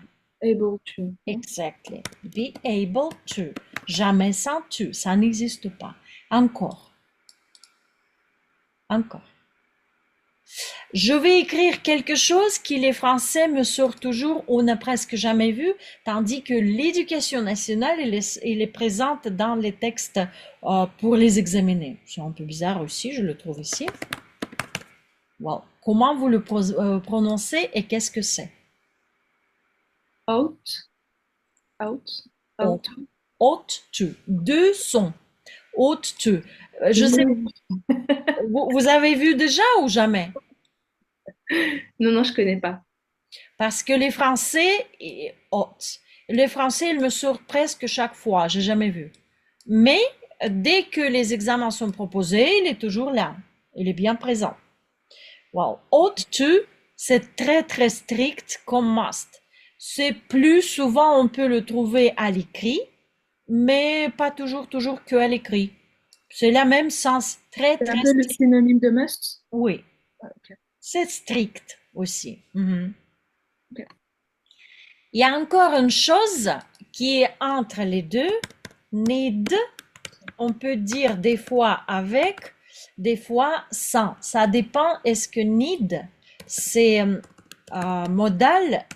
de modalité ou juste dans le sens principal. Mais ça, on peut voir à part. Il y a le bouquin qui s'appelle le Bible en grammaire. Je travaille avec les classes russes. Vous savez, à l'école en Russie, on est beaucoup plus poussé et strict déjà au niveau d'école. Et je travaille avec ce Bible. Je vais le ramener pour la prochaine fois. Elle est là. Je ne sais pas, est-ce que vous avez déjà vu ou pas? Je m'en doute. Hein. Ici en France, je m'en doute vraiment. English Grammar and Use of Murphy. Et celui-là, c'est B2 et les AC épais. Et de temps en temps, je propose pour les gens qui s'intéressent aux grammaires, parce qu'il y a, dans la plupart des cas, on s'en fout de grammaire. Je propose pas. Mais si ça vous intéresse, on peut regarder, d'après ce bouquin, tous les détails. L'auteur, il est américain, je crois. Self-Study Reference and Practice Book for Intermediate Students. J'ai un PDF, hein, de temps en temps, je le sors pour montrer. C'est que en anglais, comme ça doit être présent. À gauche, il y a toujours les théories, à droite, il y a toujours les exercices à faire. Et need ou need to, ça vient de là, comme ci ou comme ça. C'est presque tout. Je pense qu'on n'a rien oublié. Should, must, can, could, may, might, shall. Oui, je pense qu'on n'a rien oublié. Have to, be able to, ought to, et need to ici. Voilà. Je vais vous faire print screen d'écran. Comme ça, je vais le partager sur les chaînes. They show us, do you know the difference between at least those? Should, or must, or mustn't, or have to? Do you know the difference? Why do we use them like this or like that? Should, it's about like the title advice, so it's for advice. You should. Exactly right. For advice, yes. And must. Must, it's an obligation, necessity. Yes, very strict. Have to, it's an obligation. Too. Have to, it's also the obligation, yes. But they say, you see, lack of necessity. Do you know this phrase, lack of something? Manque de? Manque de quelque chose, yes. Pas beaucoup de Français qui le savent, c'est pour ça que je pose. Hein. Oui, parce que pour les francophones, le vocabulaire qui était appris, il est beaucoup plus pauvre que si je commence à demander les élèves déjà des écoles en Russie. Hein. Chez nous, c'est beaucoup plus poussé. Il ne s'agit pas que ce n'existe pas entre vous, mais beaucoup moins fréquent. C'est pour ça que je pose. Wow. Ça, c'est un peu à l'oral. C'est un peu moins obligé par quelque chose précisé par la loi, par les règles de l'établissement, les choses comme ça. And now, they ask us to choose the appropriate verb, well, or to tell us where there are some situations where both verbs are possible. Well, just let's try and let's practice. Visitors must or should carry an identity card at all time when traveling. Must. Visitors must carry. No? Ça peut être les deux. Ça dépend des situations. C'est pour ça il nous dit. For traveling, it's an obligation. That's true. Yes, for traveling, it's the obligation. Mais ça existe même les voyageurs qui voyagent sans les cartes, etc., qui réfléchissent dans l'autre façon. Ils sont pas en prison, ils sont pas tués. Ils ont juste arrêté et ils reviennent à la maison. C'est juste comme ça. Ça dépend des situations. Ouais. Passengers mustn't. How could you pronounce it? Mustn't. Ça se ne prononce pas. Mustn't. Mustn't or don't have to smoke anywhere on the aircraft. Yes, this one, it's the obligation by the law. Yes, okay. All personnel should or must wear their badge while in the building. While.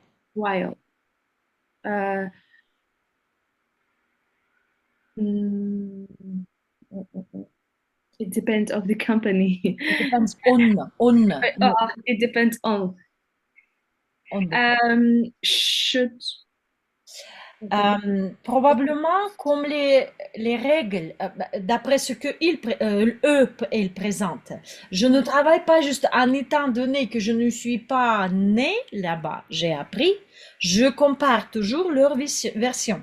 Pour les profs, il y a plein de conseils professionnels, etc. D'après eux, must, C'est la seule chose possible ici parce que ce sont les règles professionnelles. Et si on travaille in the building, on ne peut pas choisir oui ou non. Si c'est la règle, c'est must. Must. Visitors don't have to, mustn't, enter the radioactive zone. Mustn't. Mustn't, parce que c'est pour la vie, oui. I think you should not learn how to negotiate in. I think you should learn how to negotiate in Chinese. Oui, ils disent que les deux phrases peuvent exister. Ça dépend. Si on est le boss qui est très très strict, on veut forcer, on va forcer avec must. Mais bien sûr, dans le environnement normal, plus ou moins, ce sera should. Ça dépend. Ouais. It depends on the conditions. Just say the sentence. My boss doesn't have to, shouldn't travel so much. He is looking ill. Ill, what is it? Ill, c'est le synonyme de sick. Sick, ah oui, ill, c'est malade. Illness, for example, maladie. Illness, ill, he is ill. Just looking ill. Shouldn't. Exactly, yes. Ici, j'aimerais bien de vous arrêter et vous montrer que presque tous les verbes de modalité, ils ne demandent pas, they don't require le verbe auxiliaire, comme j'ai déjà évoqué, à part quelques entre les autres. He doesn't have to. Does he have to? I don't have to. He has to. Vous voyez? Be able to sera pareil, mais dans la plupart des cas, c'est jamais le verbe auxiliaire. On ne peut pas poser la question genre do visitors must or do visitors can? It doesn't work like that. Can visitors do something? Must visitors do something? But, however, well, do they have to do something? Le verbe auxiliaire, il est là. Have to, c'est avec le verbe auxiliaire. And number 7? When going to a new country to do business, you should do some research on the development. You should. No. Ça dépend comme dans la phrase, oui, for advice, it'll be a should. And for very strong advice, we must follow it. It'll be must. Yeah, it depends on the context of the phrase. We can say you have to, no? Also. We can say yes. In the informal way, it'll be more often we have to, yes. Plus, si on doit, c'est une bonne question, si on doit utiliser la phrase au passé ou au futur, on le remplace dans tout cas pour have to, parce que ni passé ni futur, pour les versions must, shall, should, même shall, might, may, n'existent pas. Well, ils sont limités par le présent et c'est tout. Monday is a public holiday. I don't have to work. I don't have to work. If there is the law which, si la loi ne nous permet pas de travailler, ça peut exister. La loi religieuse, par exemple, si c'est super strict dans un pays, quand c'est pas, comment on appelle les pays où la loi elle est séparée de éthique. Ah, j'ai oublié. Loadique. Ah, j'ai oublié le mot français. Ok, c'est pas grave. Si c'est vraiment par la loi, ça sera mustn't, but normally, you don't have to work, of course. It's not as strict as a rule where it's forbidden to work. It depends on the context. Okay. Once again. Is it correct? I always use have to for any situation. Pour le contexte oral, populaire, oui, on perd bien sûr quelques notions genre you should do that. Je donne un conseil, mais you have to, c'est un peu plus strict. Il y a les tonalités, oui, à respecter. Vous voyez, unit, il est vraiment assez important pour les gens qui travaillent dans le business. Vous pouvez l'imprimer ou attendre votre bouquin en livre, vous attendez pour quand? Moi, je vais le recevoir soit aujourd'hui, soit demain. Donc ça... Ah, ok, c'est bien. Oui, there is no need to print it. Every unit, it ends by the case, business case, to learn. Well, case study. We can have a look. Quite often they propose the listening. Once again, in my folder, Unit 7, you will find all the topics, all the listening for this unit. It's quite simple to work with. And don't forget that every student's book, les bouquins normaux se sont organisés comme ça. Ils sont accompagnés par un workbook. Mais workbook, c'est pas coloré, c'est pas en couleur. So black and white, and you cannot book it, you can just print 4 pages for every unit. And you can print, because they are always accompanying student's book. You can print and you will be working, revising those idiomatic phrases, for example, or grammar constructions. And you can ask me next time, what would you like to work? I proposed you employment. I proposed you some more units from this intermediate level.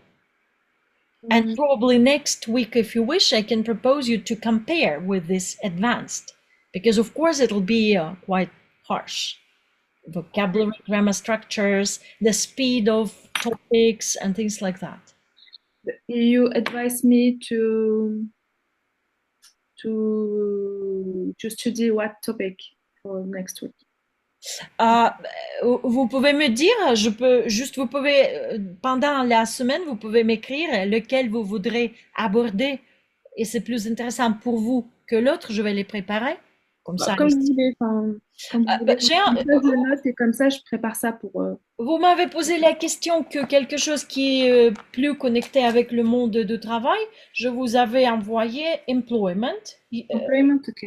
Ensuite, employment, c'est le 8 ou le 9? 8, oui. Après, c'était quality, quand on parle de travail de qualité et les trucs comme ça. Il y a aussi ethics, je n'ai pas envoyé, mais vous pouvez regarder. Leadership, bien sûr, pour le travail. Il y a aussi compétition, il y a innovation. Vous pouvez me dire, vous pouvez regarder, jeter un œil dans le livre. Okay, je vais préparer le chapitre 8 alors, pour la semaine prochaine. Oui, oui, oui. Et plus, vous pouvez travailler toujours workbook pour réviser. Et chaque 3 units, il nous propose les révisions. Vous pouvez jeter un œil, je peux préparer les révisions aussi. Parce que je m'adapte, bien sûr, si quelque chose vous paraît assez déjà bien étudié, pourquoi perdre le temps? Ouais. Vous préférez toujours de garder le rythme chaque mardi, 2 heures? Oui. Là, normalement, je regarde juste si j'ai rien, mais je pense que c'est le 10, hein. Non. C'est le 30. Oui, oui, oui, oui. Oui. On peut garder le 30. On peut garder le 30. Dans quelques jours, semaines, je vais vérifier d'après notre dossier. On va clôturer, vous allez tout signer, etc. Comme ça, le dossier est clôturé, c'est chez CPF. On attend qu'il est payé. Et après, je vais vous ouvrir cette option de session de Chloé. Et on va jeter un œil là-bas aussi. D'accord. Juste, il faut, quand on va parler de Chloé, il faut juste savoir, vous voulez oser de les dire que vous voulez passer l'option, le niveau C1 ou rester sur B2. C'est à vous de voir. Pour le moment, je ne vois pas la flexibilité de pouvoir parler. Vous voyez, ça peut. Après, il le donne, dans tout cas, il le donne que. Comment il le présente, je vous avais envoyé, Chloé. C'est pas moi qui fais examiner, bien sûr, c'est logique. C'est quelque chose à part, quelqu'un à part. Vous allez voir quelqu'un que vous ne connaissez pas. Okay. Après, juste pour vous rentrer dedans, je dois savoir, on prend B2 ou C1. Je peux faire... Là, Pour l'instant, on fait B2, c'est ça? Donc, je pense que rester sur B2 comme ça, déjà, ça m'aide à me mettre dans le bain, déjà. Oui, on révise, oui. J'ai peur d'être perdue, d'être trop perdue au niveau C1. Oui, je comprends. Mais normalement, ce que j'ai compris, comment elle fonctionne, il nous donne bien sûr toutes les options comme notre test, parce que notre test, c'est nous qui l'a imposé d'après aussi les bouquins des anglophones, etc. Je vais vous analyser pour la prochaine fois. Mais d'après ce que vous répondez, par exemple, les conditions, les conditionals, vous connaissez combien de conditionals existent au niveau de grammaire en anglais? Combien? How many conditionals? Un chiffre? Non, je sais pas le chiffre. Non. Si j'avais su, je ferais quelque chose. Il y a les constructions différentes. Et si tu n'existais pas, dis-moi comment j'existerais. Si tu n'existais pas en parfait, en français, hein, je vous donne un exemple. Comment j'existerais au futur? C'est conditionnel présent. Existerait, c'est pas futur, c'est conditionnel présent. Chez vous, il y a les formes déjà complexes en français. Mais en anglais, il y a aussi les grades des conditionnels. Et bien sûr, ils les testent. Ok. Et voilà, les conditionnels, on peut aborder la prochaine fois. Par exemple, je vais vous montrer, je peux proposer les exercices de plus parce qu'ils les demandent. Ok. De maîtriser, de pouvoir maîtriser. C'est pas toujours la théorie, bien sûr, qui compte, c'est la maîtrise. Le conditionnel, c'est pour le niveau B2, c'est ça? Ou c'est un... Oui, pour le niveau B2, bien sûr, déjà. Et pour le niveau C1, bien sûr aussi. Ouais. B2, C2, on doit déjà bien maîtriser le conditionnel. Ouais. Ok, ça marche. J'avais déjà vu ça à l'école, mais c'était très longtemps. Je m'en doute pas, oui. Vu comment ça se passe ici, c'est déjà chapeau à votre niveau, hein. Déjà chapeau. Merci. Vous n'êtes pas plusieurs hein, qui peuvent déjà Non, travailler. mais en fait, le truc, c'est que moi, là, les cours, je les ai pas du tout vus auparavant. Donc, je découvre vraiment en direct et c'est dur, en fait, de vraiment répondre comme ça. Parce que même moi, en fait, il faut... En fait, c'est bien parce que c'est spontané. Et comme ça, vous pourrez vraiment voir mon niveau. Oui. Mais si je prépare ça déjà à la maison, j'ai peur que ce soit un peu de la triche et de me dire, OK, mais j'ai déjà vu ça à la maison, donc je vais me focus que sur ça. Non, c'est pas de la triche, c'est le travail de vos habitudes, de cerveau, d'implication des règles. Non, ne regardez pas comme ça, que c'est pas la triche. En fait, j'ai C'est peur que ça entraînement. me stimule pas assez ou parce qu'en fait, quand je le fais en direct, c'est comme si c'était un challenge pour moi de me dire, OK, je le fais en direct et comme ça, au moins, je sors tout le vocabulaire que je connais. Alors que là, si je prépare en avance, bah, voilà, je vais Non, préparer. c'est mieux de préparer en avance. C'est votre investissement dans votre avenir professionnel. Ça, je veux dire, c'est mieux si ça sort vite et tout ça, on peut bouger vers C1 vite fait. C'est-à-dire que les choses fondamentales sont déjà travaillées, les choses fondamentales. Ok, d'accord. Ouais. Ok, je vais préparer alors pour la semaine. Oui. Ne le voyez pas comme la triche, c'est pas du tout. C'est votre investissement à votre avenir. D'accord. Déjà, vous voyez, on n'est pas de culture pure des Français. Ici, c'est niveau de pauvreté, l'attitude vers les études. C'est déjà, mamma mia, ça me choque. Ça fait déjà 13 ans que j'habite ici et sous le choc absolu. Et je ne permettrai jamais de le posséder à ma fille. Hein. J'explique, on va travailler. C'est pas la triche, c'est l'investissement. Ouais. D'accord. Ok, à la semaine prochaine. Okay, bah, merci beaucoup et on se dit du coup à la semaine prochaine. Oui, à la semaine prochaine. Au revoir. Bonne journée à vous. Bon Bonne courage. journée, au revoir. Au revoir.